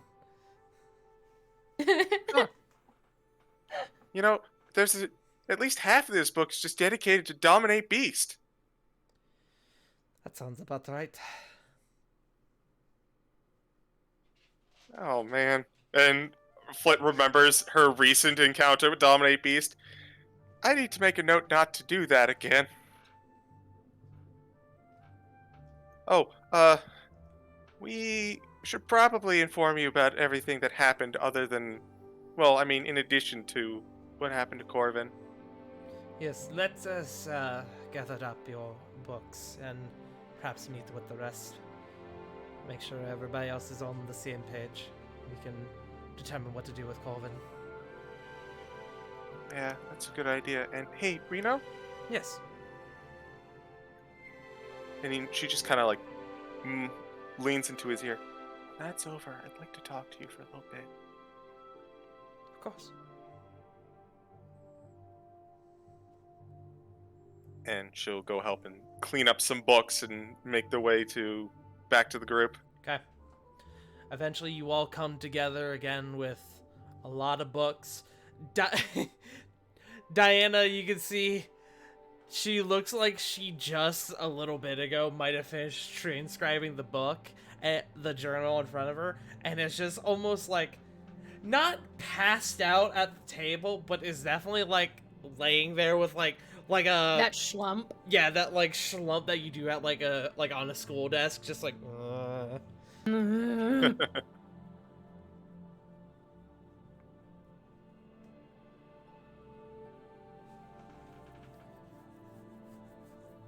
Hi, everyone. I brought Reno. We Good didn't have a lot of morning, luck. everybody.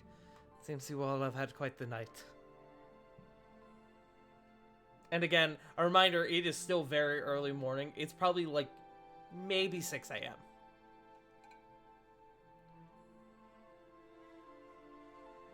6 just a.m. not saying the anything 'cause moment you Corey's in the all kitchen. come together again. Corey's still in the kitchen? Okay. But Nix is like, they're still making breakfast. Oh, ooh. Can they smell the breakfast? Everyone, you can smell the breakfast.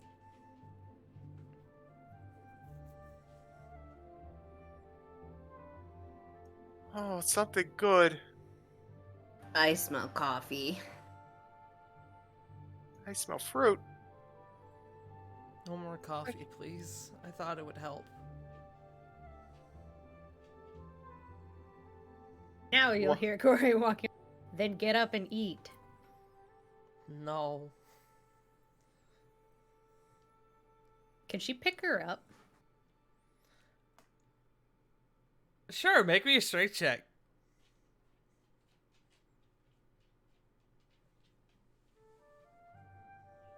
Is there a way she could use her, Oh, she can't use any of her decks or anything, can she? I'm gonna say no. This is There's this is my- gonna be a strength check. I'll call it athletics if that helps.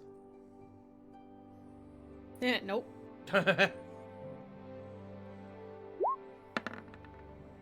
19, yeah! Nice! She goes, no. And you kind of give her, like, almost like the pouty, like, you what? No. You what, mate? Like raised eyebrows. You what?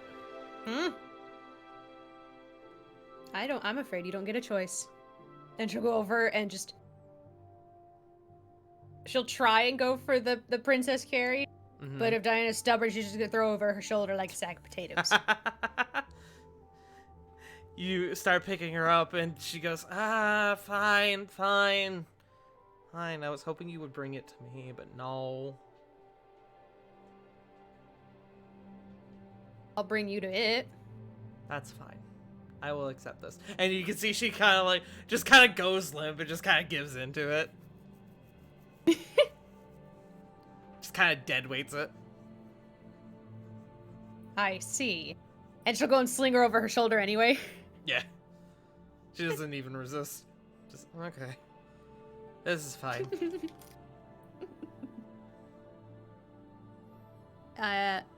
Me and Nexus made breakfast if anyone else is hungry too. She says, looking over her shoulder. I helped make the waffles. And he says, holding up like a big like plate of waffles. And you did a great job.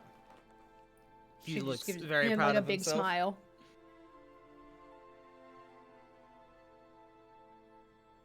There's banana, and there's blueberry, and there's chocolate chip. And there's regular, but we don't talk about regular waffles. Hey, everyone's tastes are valid. I know. Waffles are just good. Yes.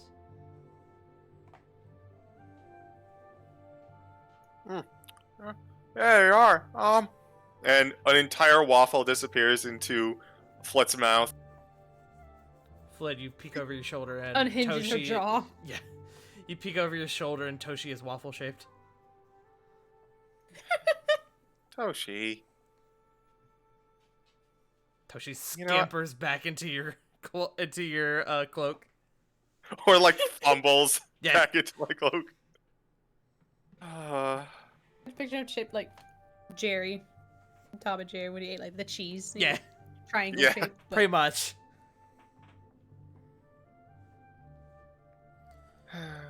What am I gonna do with you? You don't see it, but you feel the blep or the mlem. You just know it's there.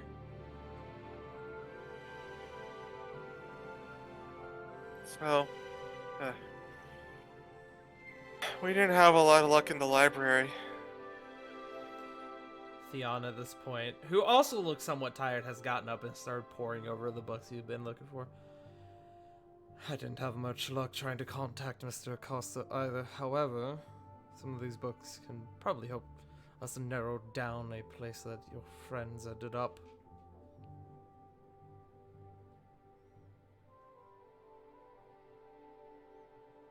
Did he see the horse one? Did y'all bring the horse book? The horse brainwashing book? I think we would have put that back on the shelf. Really? Lily probably would have tried to put it, or probably would have put it back. Okay. Damn. I am disappointed, but understandable. Yes. I learned about horse brainwashing. He gives you It was a kind. curious look. Pauses mid waffle. Why? I like the book. She just stares. Okay. Sorry, I have a mouthful of Continues pizza. the waffle at a slower pace. She's confused, staring off into space beyond her fruit. Lily finally speaks up after like choking down food, trying to, redeem herself. Mm-hmm. Look, excuse me. It was late. I was tired. I couldn't read it. I grabbed the wrong one. I guess. You picked it out? It was on a high shelf. I really couldn't even see it. I see. The letter only helped so much. She just gently goes back to eating her food. She just slowly, very slowly nods. Well, munching worriedly on her waffle now.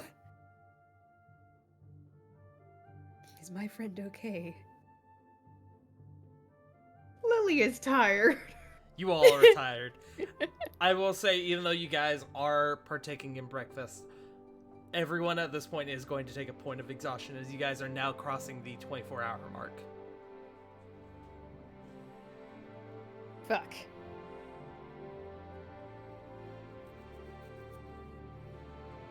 But as you guys, Noted. the two quote unquote elders, seem to give you all a bit of a break, and as you guys are kind of, going over or kind of beginning to eat your breakfast, Theon and Reno start kind of poring over some of the books you guys brought, and they're like, they seem to sort of like be speculating between each other a little bit.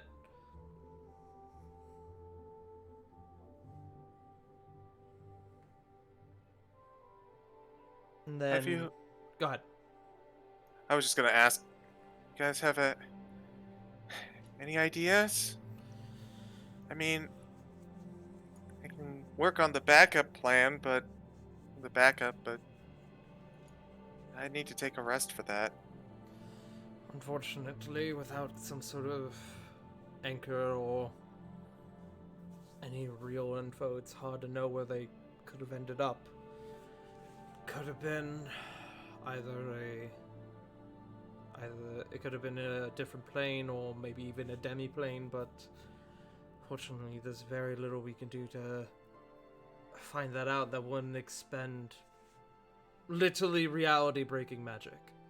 That can be exceedingly dangerous.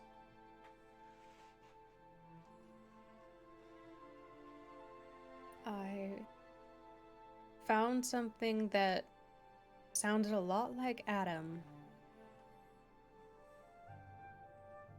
She'll, with one hand that's not, grabbing fruit, pull out the books and point to the sections and show them. Mm-hmm. Reno, kind of following your pace on this, goes, "You are very astute. You would be right in assuming that this is very similar to what happened to Mr. Acosta.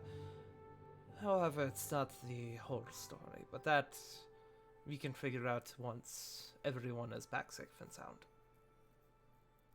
That we can discuss when everyone is back safe and sound." Her ears perk up a little bit at the compliment.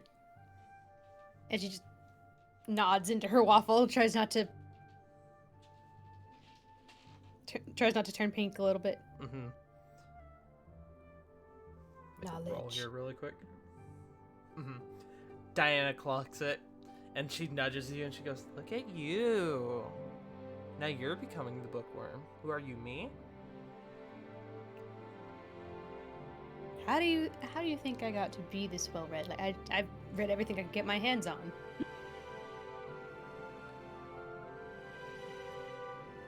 I mean, Diana, we're both nerds in this relationship.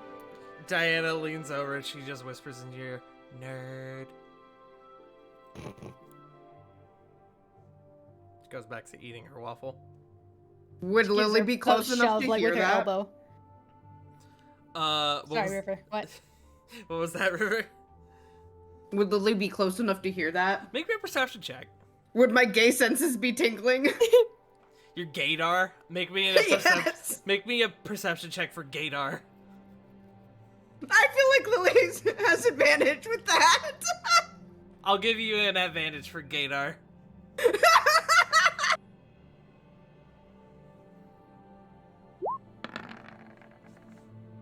22. You absolutely hear that. Lily snickers.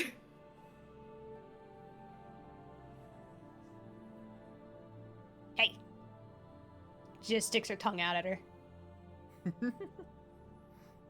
I don't know what you're talking about. I didn't hear anything. Diana looks over at you, Lily. Hey, you were in the library too. You're a nerd just as well. Probably. I was asleep under a pile of books. Books don't like me, apparently. Under a pile? Were they also horse brainwashing books? I don't know what they were. I didn't get back up. Could you read them? Sorry, that's not Lily kind of shrugs. that's not that's above game. That's not saying Lily. Can you stop. read? No. It's like, No. were they language you could read? Because, like, there's many languages, available in the fucking castle library. It's... I don't know. I didn't get back up. The books fell on top of me and I didn't move. Flit, you hear this discussion, by the way. I feel that. I have felt that before. Library floors are surprisingly comfy. I don't know Sorry about if you're that, but I do crushed know by about books. So are piles of books. falling somewhere comfy and just being too tired to get up. I have known that one. Look, Surprisingly- I'm sorry, Flit. Surprisingly, the blanket didn't do much.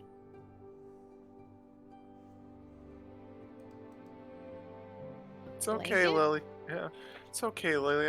I understand. Books are tough when you can't just lick them and understand them.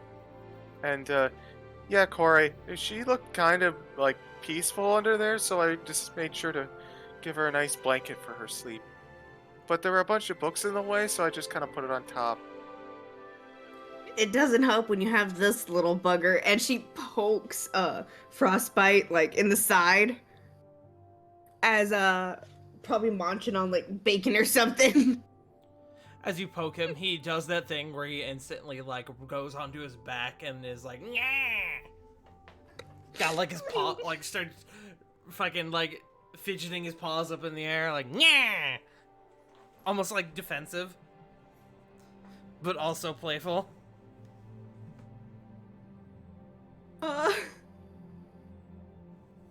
No.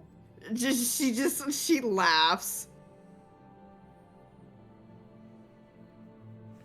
That actually made me cry from laughing. At this moment, you all look, and as you hear a voice go, well, seems we're all having a splendid morning. And you all look, and you see Cedric enter the chamber. Next to see me, it goes, Dad! Dad, we made breakfast! Did you know? Yeah, I helped with the waffles. Wow. Guess I will have to have some then, won't I? Comes over. He did a good job. Oh, I'm sure he did. He comes over and he kind of standing behind you and Diana, Corey, he reaches over and he makes a small plate for himself, waffles. I presume everything went well? And then he pauses for a moment as he kind of looks around. Where's Mr. Alakia? Corey's ears droop visibly. Exchanged a look of concern and sorrow. We're not sure. We're working on it. We're just not sure. She gives like a sad smile, like trying to be optimistic, but hurt. Not liked by him. At that, the door bursts open. And you all see Ara come in and go, Alright, where's my idiot?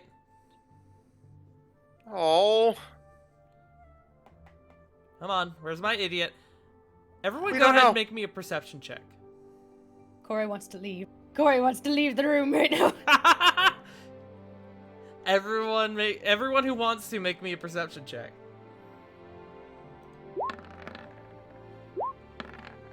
18. 9. She's looking at the door. She wants to go. She's like trying not to 14. stumble over Cedric and get up and leave. Corvin, go ahead and make me a stealth check. Bastard.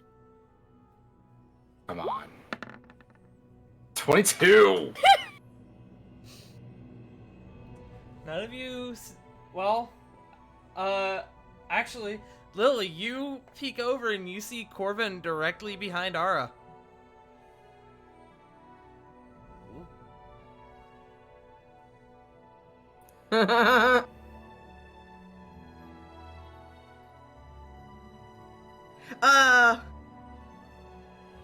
Would you make eye contact with me? If you make eye contact with him, yeah. She'd be making eye contact. She'd have an eyebrow raised, but wouldn't say anything and would go back to eating her waffle. He's gonna saunter on in, like, try and keep out of sight, grab, like, a piece of fruit, just go right behind her. Mm-hmm. Everyone's too tired to notice it, except Lily, who doesn't say anything. Hey, that nap helped. Mm-hmm.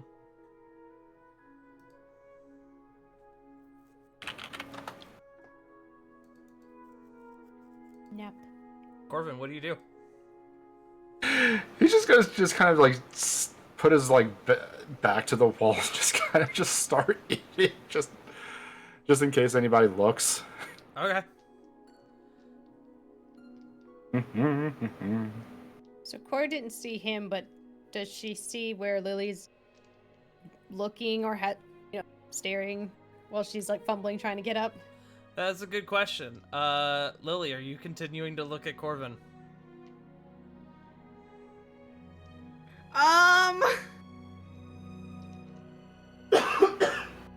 No, but I will say you can tell Lily wants you to notice something. Mm-hmm. Mm-hmm. You all see Cedric gesture at Corvin with a fork and go, "Oh, you mean that idiot right there?" Wait, what? Wait, what? You bastard! The moment Aura ducks around, he's gonna try to duck around her.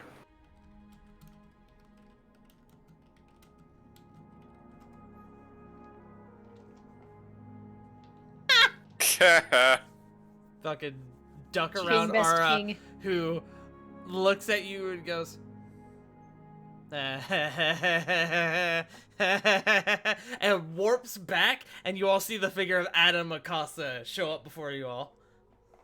Jazz hands. Ta-da! Bastards! We're not dead! She's gonna run at them full force. Make me a strength check. Off. You 12. just hear Lily. Should I do a strength save?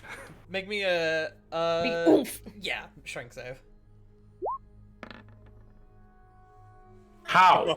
12. I was hoping for lower. Fuck. Can I Lower. choose to fail? Yeah, you can choose Yes. to fail. Tackle to floor. Got it.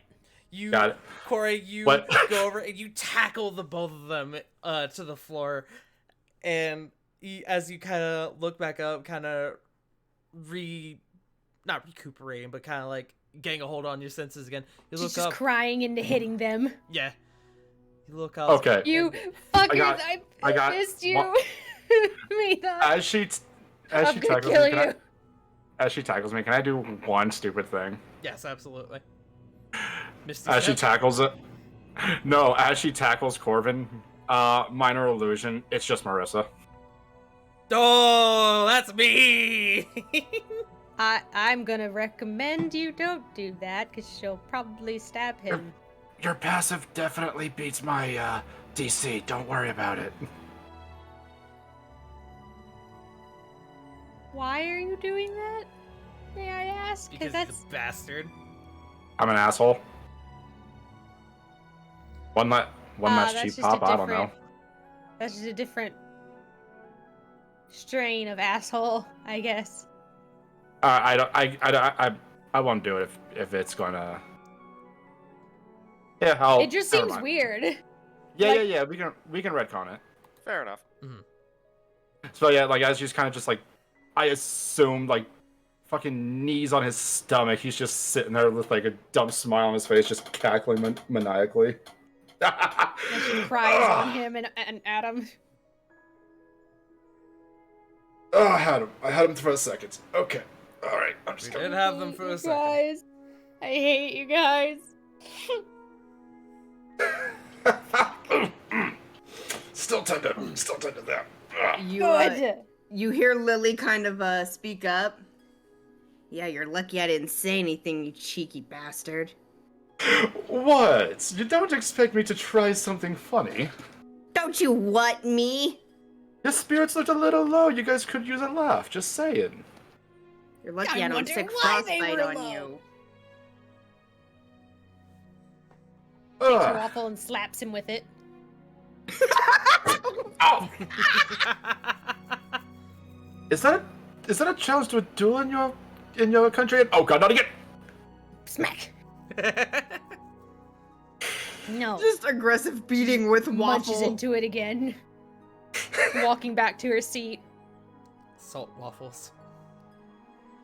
trying not to cry on her waffles. Flit stands up at this juncture, walks over to Corvin, wordlessly hugs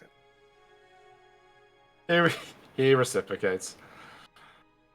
You guys have no idea how relieved I am just to see you all. It sucked in there. Oof. Yeah, says Adam. It was kind of the worst, yeah.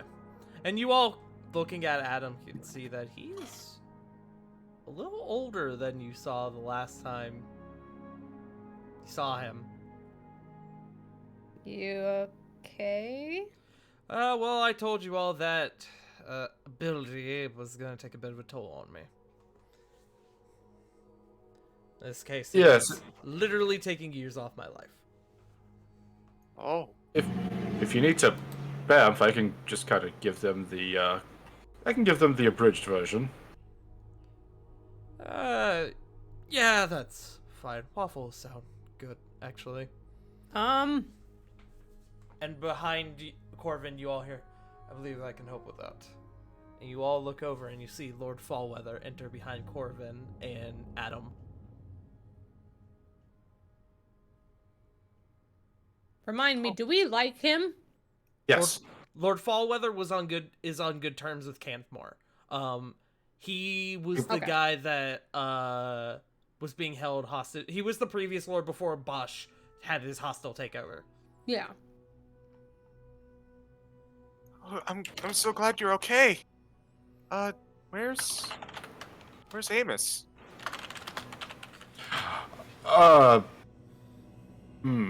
He kind of just like looks a little down.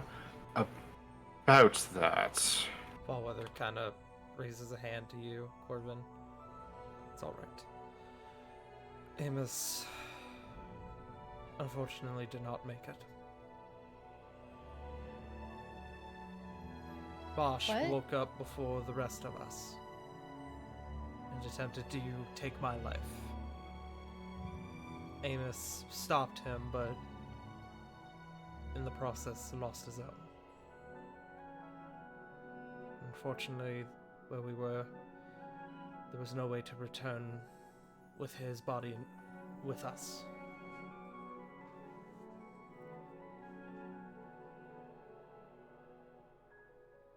Flit kind of looks to him, slowly raises a few feathers belonging to Amos. This'll probably be enough. Great minds think alike once again. I would agree. However, I feel that this is something I need to consult with my lord before I do. Amos had an honorable death, and I would hate to take that from him. So, if I may, allow me to consult with Halo before we do that. Oh, okay. I thank Let you. me then. know. Oh, yeah, of course. I don't know. Just seem. Flit is clearly down and trying to fish through all of this information dumped on her at once. Mhm. And, And did you get the thing? The thing. Oh gosh. Father Adam, I think that did it go into the void? Oh yes, totally lost, along with, all that other stuff. Oh no, I was able. I mean, I saw these. He kind of pulls out the fire opals. These kind of fell out of his pocket as he was floating away. Yeah, as well as I think we got some gold off his body, didn't we? Oh, I mean, yeah, kind of. Oh, you mean this? He kind of pulls out the breastplate. Stop. You won't get the joke right now. Cedric looks over at you, Corbin, and goes, "What is that?"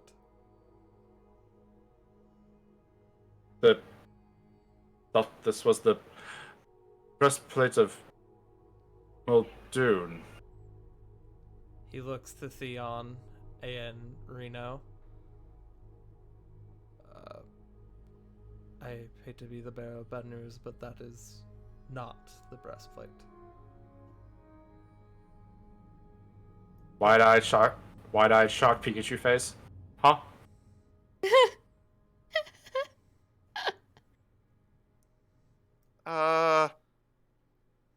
Okay. So he wasn't using it. Where is it? Did Oh. Diana kind of peeks up at that. I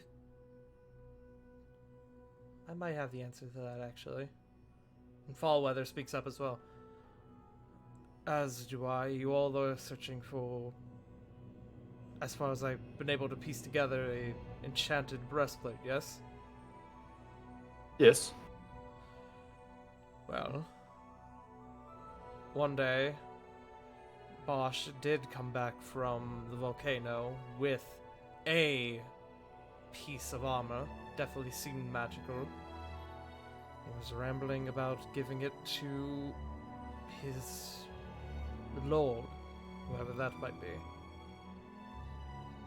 Diana goes, oh no. And she goes over and she starts scrambling through the papers. His lord? He has somebody who's higher up than him. Oh god, is it Normandia? No, which is a good thing, but it doesn't make this any more terrifying, any less terrifying. Diana, kind of leaning over the table, starts reading from a page. This is it. This is what will finally put me in the good graces of my lord. Sweet sage, I bestow to you a gift more powerful than the gods themselves. Something that can protect even the weakest of individuals, the most frail. A shield that can't be broken. A suit of armor. One that can't be pierced.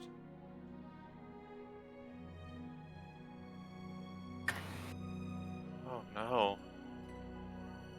He didn't, right? I mean, how do we even... And you can see she starts, like, almost going in... Not, like, panicking, but just, like, kind of slumps into the chair, like, fuck. Corbin puts his hand up. I am completely lost. Have you ever heard of someone called the Nightmare Sage? Alright, have I? Make me a history check with disadvantage. Disadvantage.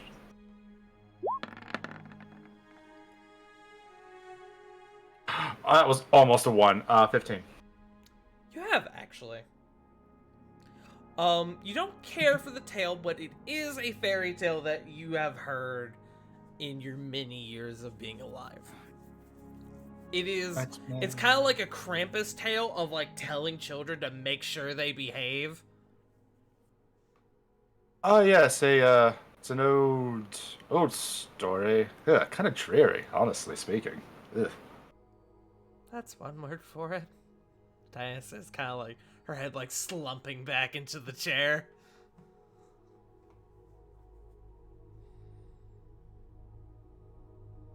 That must be why. Why they were so. The assembly was so cordial. Like, yeah, it seemed like they wanted to deal with Bosch, but they also knew that he was the link to it. That, or he was going to try and trade this, but I can only assume it's just a fancy piece of armor. It kind of like slowly pushes it towards Flit.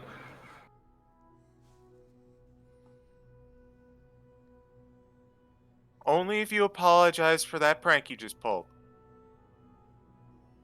I am very, very sorry. I thought the mood could be lifted a bit. I obviously was in the wrong. Thank you. And she will blem the breastplate. It is a ceremonial breastplate. It is not magical. It is, however, worth a lot of money. Well, there's no magical property to it, but looks really nice. Just slowly shoves that in the bag of holding. Hey, give me back my bag of holding. Hands it back. Ship you guys.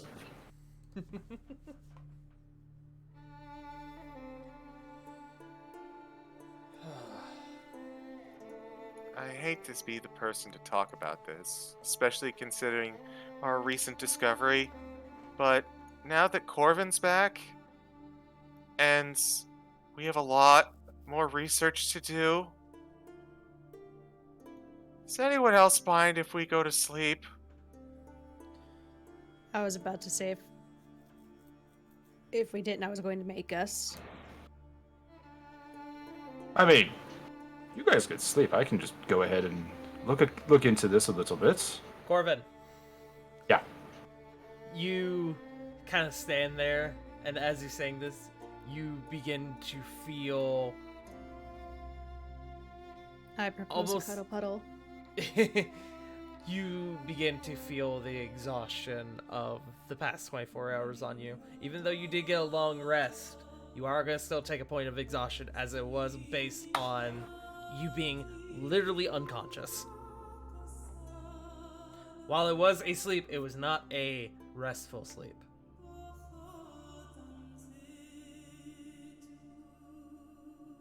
His eyes just kind of like get a little heavy. Oh, there it is. Mm. Hey.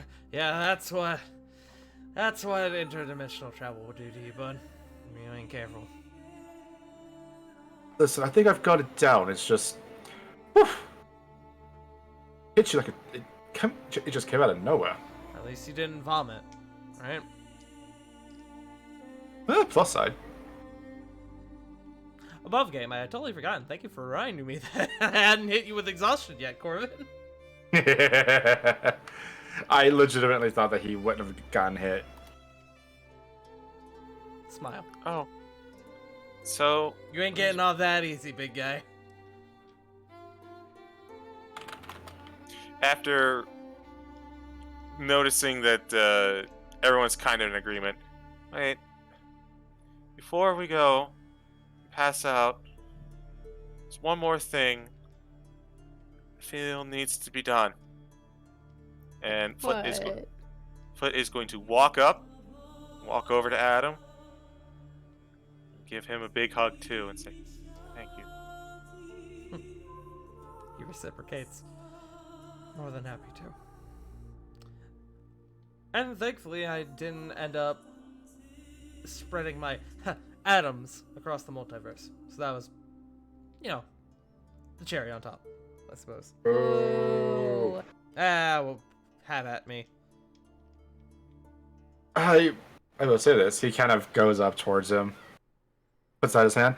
I still think that you are an insufferable asshole, but I honestly do thank you. I don't think I would have survived without you. Hey, man. You got nothing to thank me for. I know you would have done the same for me, and gives you an exaggerated wink. Keep thinking that. I will. Speaking of, and he kind of like looks down at his wrist. Yeah, that sounds about right. All right.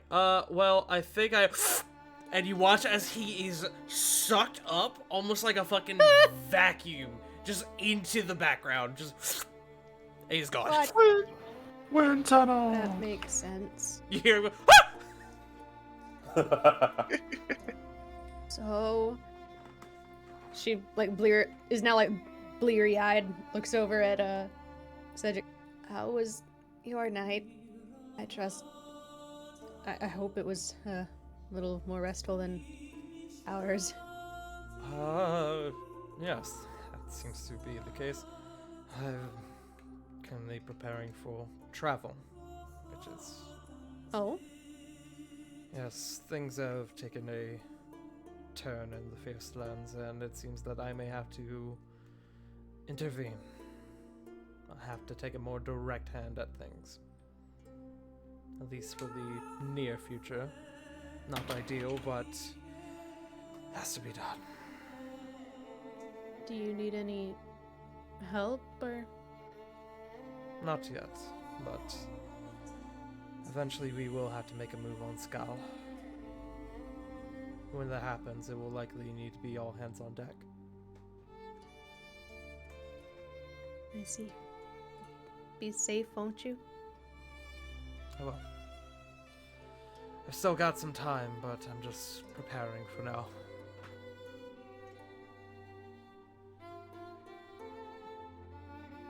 I get you. Corey, you Should we notice. even like get a?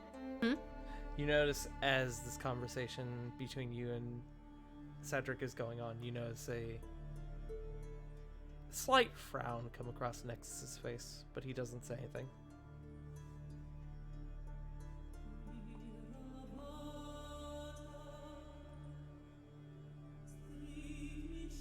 She pats him on the back, just comfortingly, not prompting him to speak.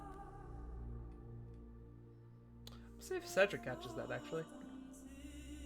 Oh, yeah. Cedric crouches down next to Nexus and kind of goes, I won't be gone long. I promise. Nexus looks at him and he goes, You promise? Yes. I'll be back as soon as I can. Okay. And he hugs his dad, who is kind of like looking over here, Nexus's shoulder at you and just gives a smile. Just gives him like a clearly tired, but a very warm smile. Mm-hmm. She mouths, "You better come back."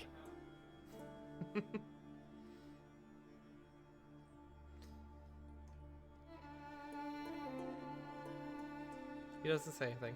He doesn't do anything. He just continues to hug his kid.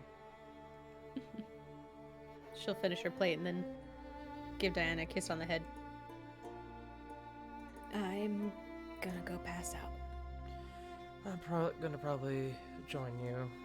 Good. I'm tired as well. I wonder why that happened, or how that happened. Look, I kept bringing you snacks. I made you get up and stretch. Don't you start.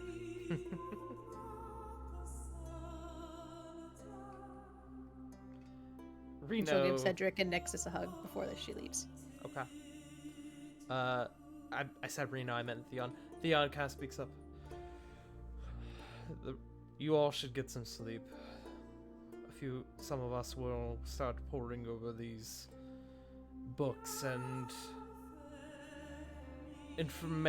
new information you have presented us, and we will try to come up with a course of action. But for now, you all must go and rest. Yes. Yeah. Sleep. Blankets. Blanket. And at that, you guys all separate to go about your merry way, and you go to rest. Does anyone have anything they want to do before they go to sleep? Or any place they want to go to? Yes. Yeah, I got a couple of places. I'd like to do something, but it can wait until Flit is well rested. Okay, Same. okay. Don't let me forget y'all. Okay. Corvin, where are you going? He would try to talk to Reno, see if he can get into the library, pick up anything on dream walking, or any kind of anything that revolves around going into the realm of dreams, trance, and then research. You're going to research now with a point of exhaustion. No, he will trance and then do the research. Ah, okay. Cool. Alright, are you going to trance and then look for the books? Or are you going to look for the books now and then trance? Look for books now, trance, and then read. Okay, go ahead and make me an investigation check with disadvantage. As you do have that point of exhaustion.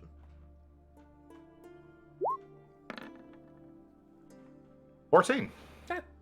You were able to gather a small collection, and as the sleep sort of begins to take you, you go, yeah, I think that's good for now. And you... Claw. But the first thing that he will do before going to sleep, though, he will send Ara a message going, hey, short version. I'm sorry, what was that island that we were on? Arnia. Arnia. Arnia is not the name of the island, but it was the name of the city. Arnia is great this year.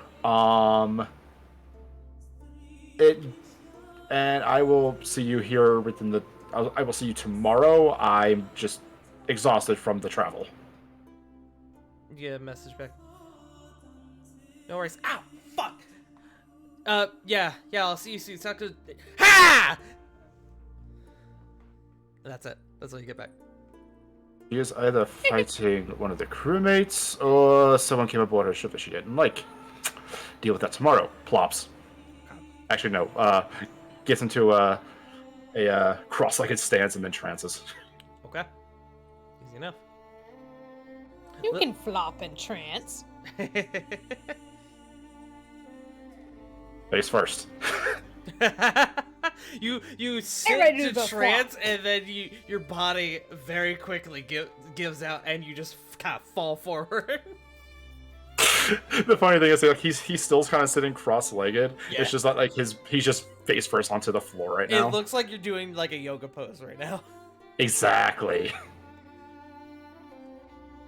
Lily, I know where you're going. You know where I'm going. I know where you're going.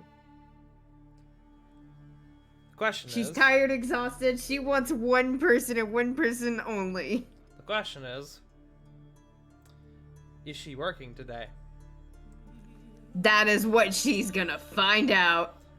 And if she's working today, has she left work yet? It's still very early, so give me one sec. Good news, Lily. She's not working today. Oh, good. So you are able to go there and immediately pass out. I can just imagine her opening the door like, you look so tired. She looks at you and she goes, hey, whoa, what happened to you? Lily would just grab her hand and be like, no, please, sleep. Oh, okay, well, I mean, I'm not really tired. I just woke up, but alright. Puddle? That's fine. And you don't even make it to the bed, Lily. That's arms. Your legs kind of eventually give out from under you, and you're just like, yeah, she'll get me there. She'll get me there.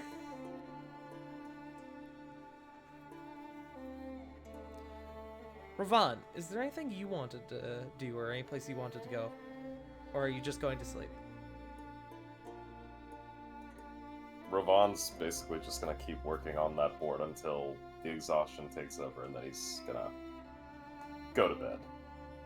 You are going back to your room, though. Mm-hmm. Okay. Give me 1 sec.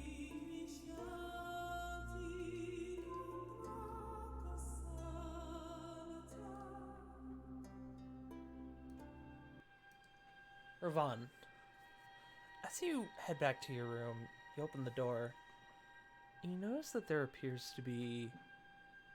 looks like a letter on your bed. It definitely wasn't there when you left.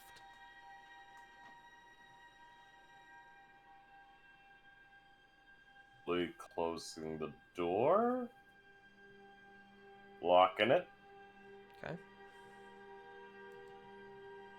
hand on Raikiri, and walking up to this letter. It's a simple letter. There's a wax seal on the back. No emblem or anything in the seal. But the front of it just says Sionis, your last name.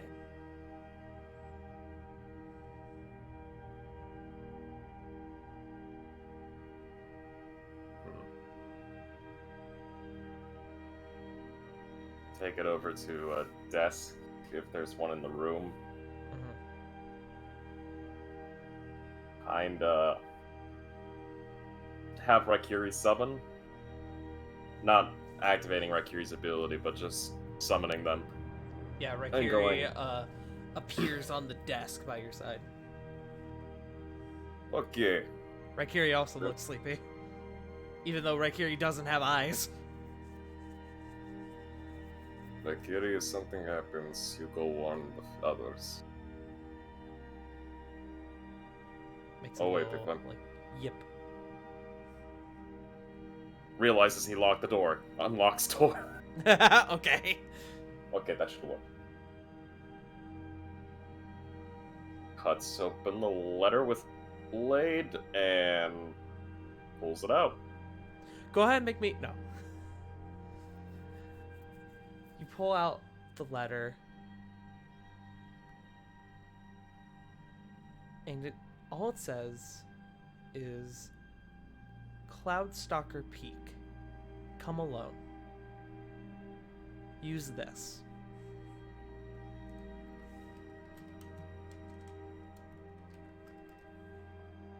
And you're like, use this, use what? And you look in the envelope, and there is a small, very small blue gem inside.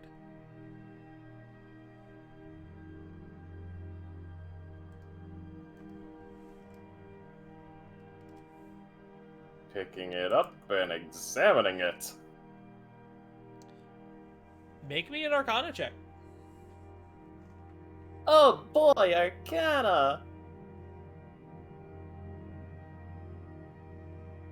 Well, this shouldn't have any disastrous consequences.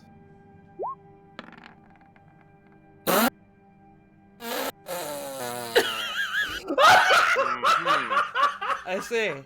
I see.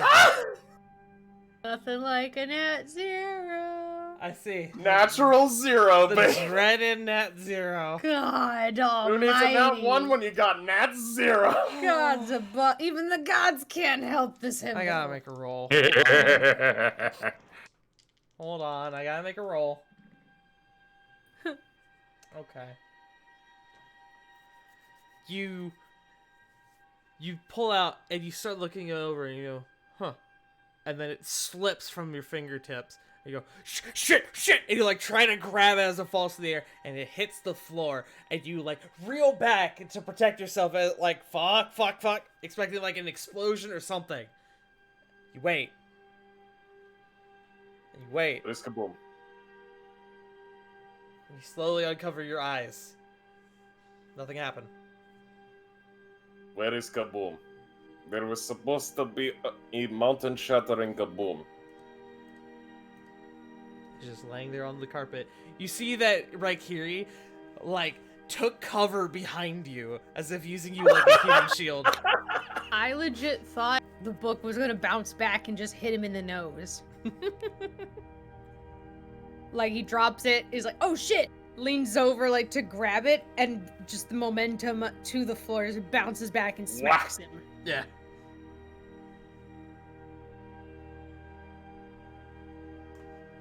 Okay. Goes to pick it up. Stop! Remembers what happened down in the vaults. Takes a pillow sheet and picks it up through the pillow sheet. Okay. I'm not making same mistake like last time. I'm Didn't not you having just- another bastard child. I will say above game, you did just hold it in your hands. Yeah. And nothing Also, happened. what do you mean another bastard child? The fusion elemental. Yep. Punk wasn't here for that. Oh, right. So Oh. what happened Rovon's was technically a dad. Was. And then we What? and then we Was killed my the dad. child. And then I killed my own son. Yes. Or daughter. Yeah, Also What? tough. them. Yachaim. It's a kooky story to tell the kids at I Christmas. Mazel Remember tov, when it's I- an abomination. I'm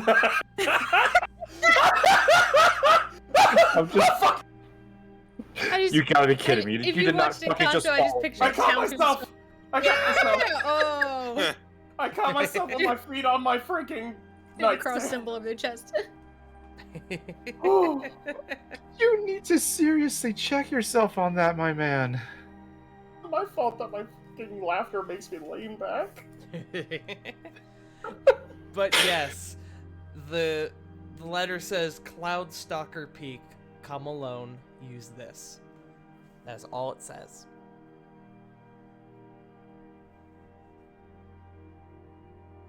Cloudstalker. Would I know anything about Cloudstalker Peak? Make me a history check. Flat. I'm thinking. I'm gonna say advantage. Oh, neat. Very specific reasons.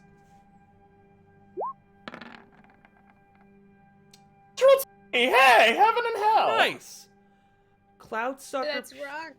Cloudstalker Peak is a cliff face that overlooks the ocean, the Vormir Sea, that can be found about a 2 hours ride from Dragon's Reach to the north.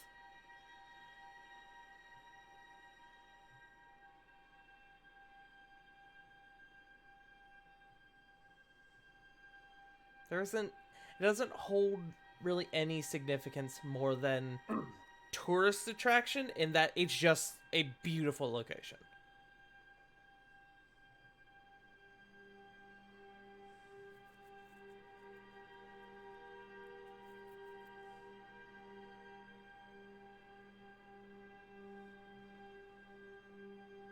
Ravon will fold up the note and tuck it into his pocket. I'm gonna actually give you one more thing because it was a nat 20. The reason why you know it so well is your dad brought you there when you were little. I'm giving you that with a nat 20. That's probably why you know it so well. Even deeper breath.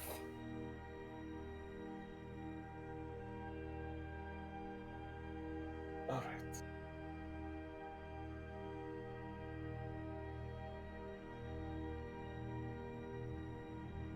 This case. Okay. Okay.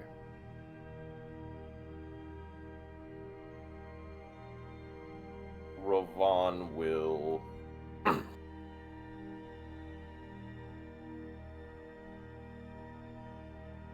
Kinda just look to Raikiri and go. Change of plans. We have Detour to go to. Okay. So you are neglecting to rest and are heading out. Is that what I'm hearing? Against my better judgment, yes. Okay. Good to know. And this actually works perfectly. Everyone else, you all finally, after an extremely long day, hard fought, bloody, and you almost lost one teammate, and you all lost a friend. Below you, Lord Fallweather now negotiates a proper alliance against the Hellfire Assembly. You all finally take a long rest, and everyone, except for Ravon, is going to level up. Hey! Oh yeah! Hey! Which it works perfectly because Ravon is a level ahead of you guys. That Yeah. was whole Now we're point. all the same. And that is the end of the Arnia arc. The Arnia mini arc. Nice. Yarny Yark? The Arnia arc. Nyar. But I think that's a good place to call it. Seems Yeah. reasonable enough. You guys got some stuff done. You had a long rest, and you got a level up. So, with that, let's go ahead and roll some hit dice. How does that sound? Yeah. Let me pull up my sheet really quick. Beep beep beep doop. Real quick, I want to. Yeah, that sounds right. So, let's go ahead and go down the list. CG. I presume you are going to be continuing with your levels in Druid, yes? Indeed. Okay. Are you going to take average or are you going to roll for it?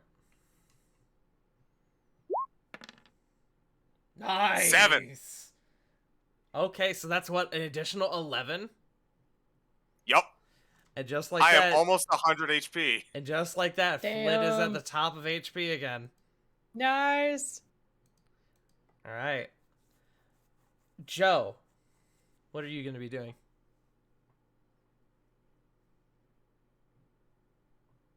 You know me. I'm a gambling man. Mm-hmm. I'm rolling hit die. Still going Bard? Yep. All right. 6, just slightly below average. All right. That puts me at 1, 2, 3, 4, 5, 6, 74. All right. We got J Frost, who's already level 11. You guys are level 11, yeah? Yep. Yes. Okay, thought so. I thought about it, and my Yeah. brain went, right? Yes. Alright, what do I get as a bard? J Frost is already level 11, as he is a paladin with a level warlock. Kore, are you going druid or are you going to go monk? Another level in monk, please. Okay. Dip it into those key points. Hell yeah. Go ahead. Yeah, motherfucker. Are you going to Where roll we or are are you close. going to take average? I would like to roll. Okay, go for it. So do I just put 1 in the blank above hit dice and just tap hit dice? No, you could just click hit dice because your hit dice are that hit dice section is just how many you have. So for this it would just be 11 because you have straight D8s. So just click where it says hit dice because we don't need to do any fucky wuckies with the type of dice. That's a 1. Go No. ahead and re-roll. Did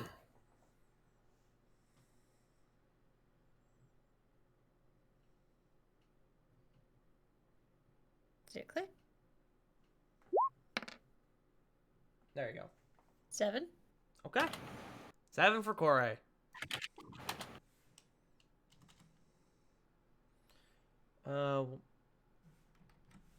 Doing There math. we go. There we go. And then we Should be have 86, right? It should be 86. Yes. Yeah. We have Lily. Lily, Are you gonna continue? Are you gonna go fight, or are you gonna go paladin? I am going to take my 3rd level in Paladin. Okay. Go ahead Nice. and roll. Subclass.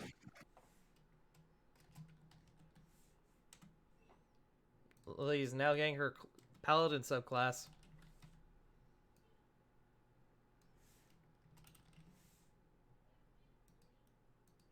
Are you going to be rolling, or are you gonna take average?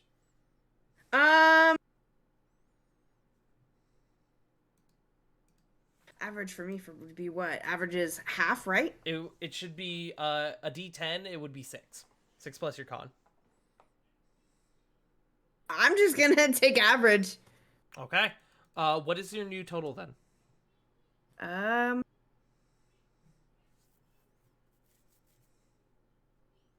90. 90. Okay.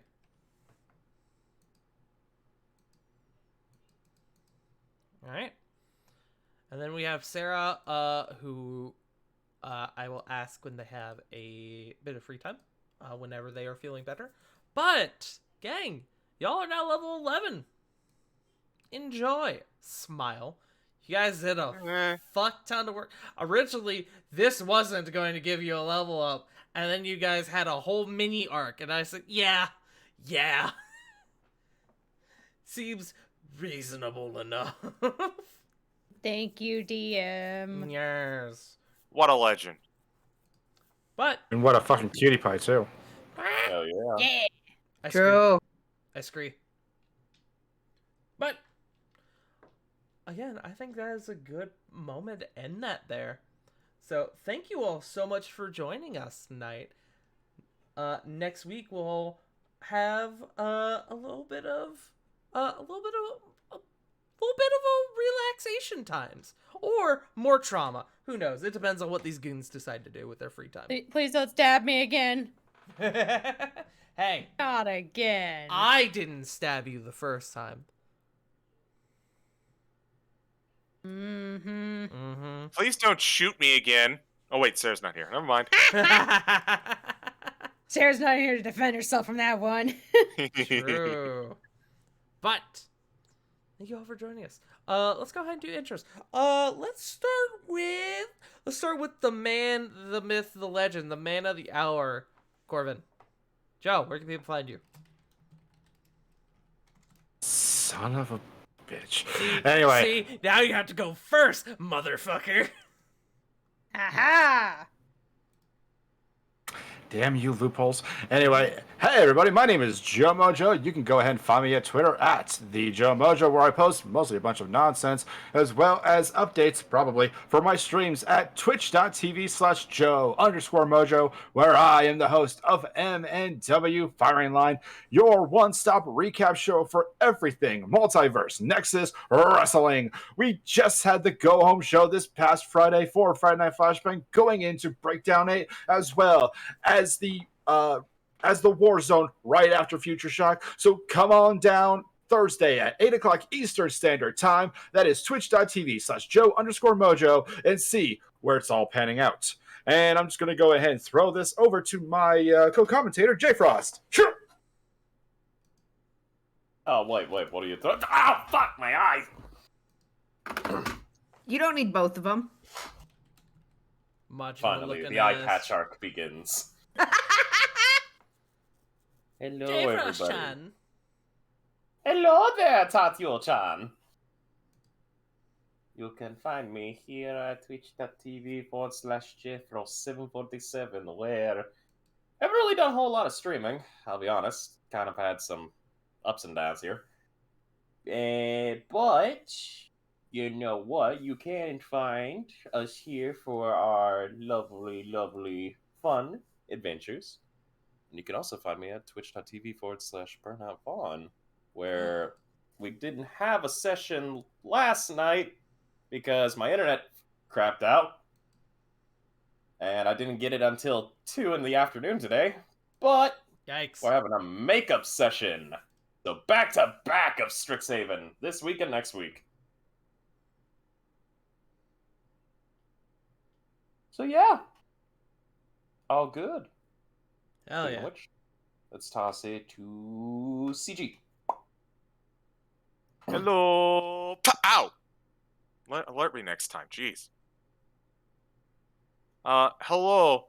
You can find me nowhere because I don't much care for social media, but you can find me on this channel every other Tuesday for the Curse of Strahd. We are on this week. Looking Yes. forward to this one. Hey, y'all know that there's a fun little thing in the bottom of the lake.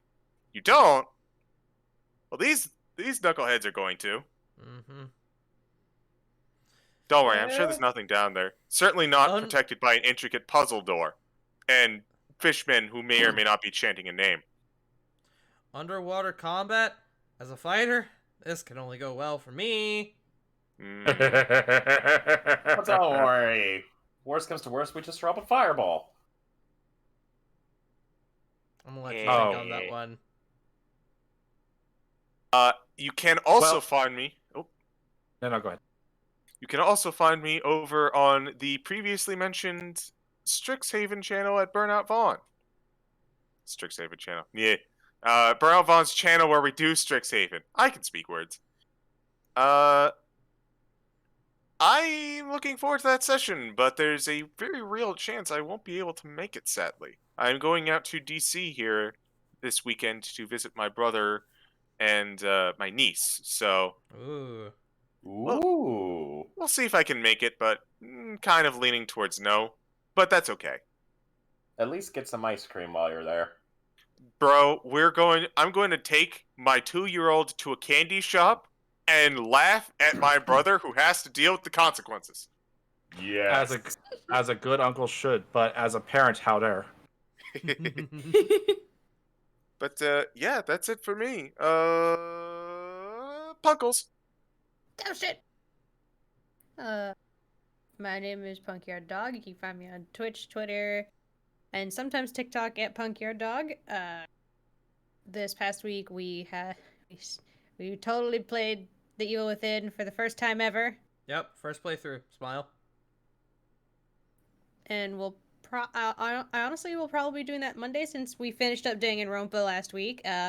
If you're interested in that VOD, check out Colonel Chair's channel before the VOD expires. Because it got blocked on YouTube because fuck you, third party. Fuck YouTube. Yup. But that's me. Who have we done, River? We have not done River. River! That's me. Hello, I am your favorite misfit. You can find me over twitch.tv/WickedRiver97 where I stream, I do things, I do cool things. I fixed shit today after spending 2 hours fighting with OBS. That's sounds about right.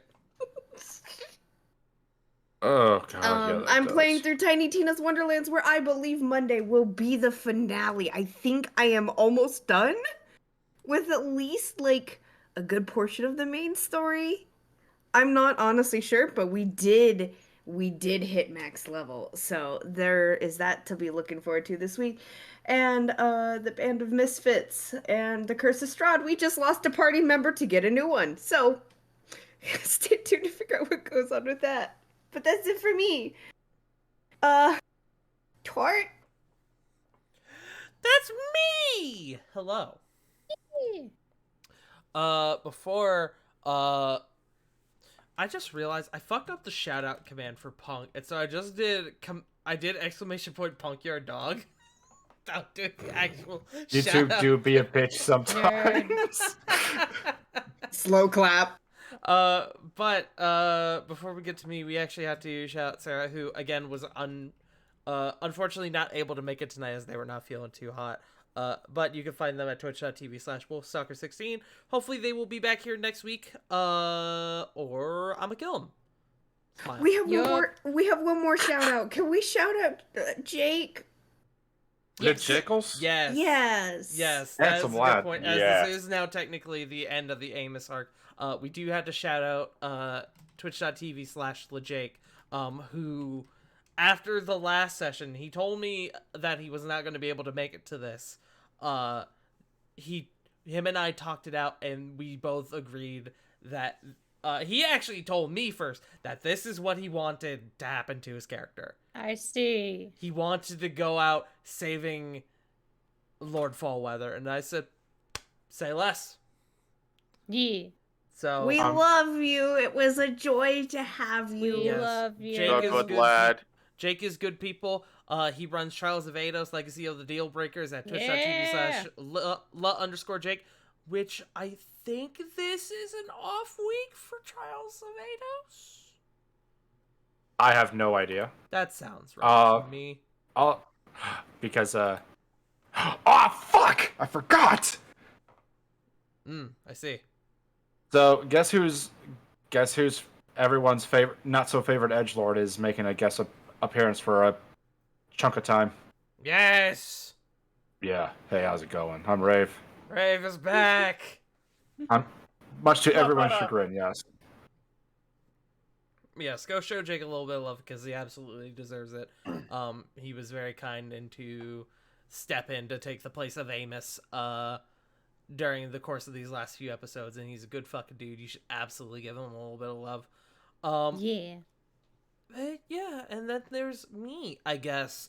You can find me here at twitch.tv/ForeignTurd, where I was gonna do my Yakuza speedrun the past couple days, and then one thing came up, another thing came up, and it was just, I eventually was just like, I'm just gonna take some time and just veg, I think. But we are going to be getting back into streams this week with some stuff. I'm going to be honest, not entirely sure what I'm doing yet, but we do have the Curse of Strahd on Tuesday, which I'm excited for. Stairs in underwater combat. Oh, wait, it's- wrong laugh. Hell yeah. And you know Thank you. what else we have this week? You guys donated for it. The time has come. This Wednesday, 12 p.m. Eastern Standard Time. Yes. It is Yes. the Last Ride pay-per-view. Hell the fuck Nice. yes. You are us. You are One us. You are last ride. One final show. One explosive card. Which almost every match has been announced. All except 2. Which I saved for this stream. So if you stayed here with us to the end of the session, you get to hear these last 2 matches first. As we know, as you may have been seeing, I have been posting the card. I've been leaking the card out on the Discord. And while these last 2 matches are going to get leaked over the course of the next couple days, you who listen to the very end of the stream get to hear them now. So we've got our women's elimination chamber match. We've got the hardcore women's championship on the line. We've got the 8 women elimination tag match. We got the double Dutch tag team championship match. The 8-man one shall stand knockout match, which I do have to change that from a blood fountain match to a knockout match because of technicalities and bullshit and legal paperwork and whatever. It's fine. That's illegal. We have the Shooting Star Hardcore Championship on the line. We have had a No Way Out match between the Red Death Mask, and Ricardo Carmesi. We got Kathjina going up against Pang Chi for the Burning Rose Women's Championship. And our final 2 matches. Ladies and gentlemen, I am happy to announce that we will be having the Multiversal Titans match. 6 Titans from across the multiverse will be stepping into the ring together. Who's it going to be? Who fucking knows? You're going to have to show up to find out. But it's 6 Titans, 6 Multiversal Titans, 1 fall. Winner take all. And our main event. Guys, gals, and non-binary pals, I am happy to announce that our main event is going to be the URW Universal Championship between Dragonhawk and his challenger, the one, the only, the Wild Child. It is going to be Dragonhawk versus Yes. Warfist. So hack your rules, man. Let's go. So hack your rules, man. But yeah, so that is going to be on Wednesday at 12 p.m. Eastern Standard Time. Make sure to tune in, as it is going to be one hell of a card. But yeah. That's this week. That's all for me. Let's go ahead and find someone to raid, shall we? Let's see who is online. I see a few goons we can raid. I see Gumpsy. I see Sasquatch. I see a Sega. Squatch and a Gumps. You know what? We should raid Squatch because I was just talking about URW, and Squatch is currently doing their the wrestling show. Yes. Hard Knocks. I agree. But go show Squatch a little bit of love. Let them know who sent you. We will be back next week for another episode of Exilia Regalia. We showed you, bitch. Fuck you, Jake.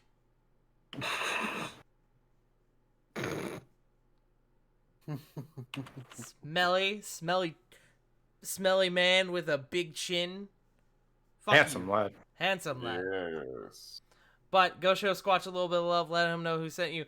We will be back next week for another episode. And remember, as always, Black Lives Matter, Trans Lives Matter, Stop Asian Hate, and most importantly, you matter. We love you all, and we will see you all next week. Bye-bye! See ya! Bye.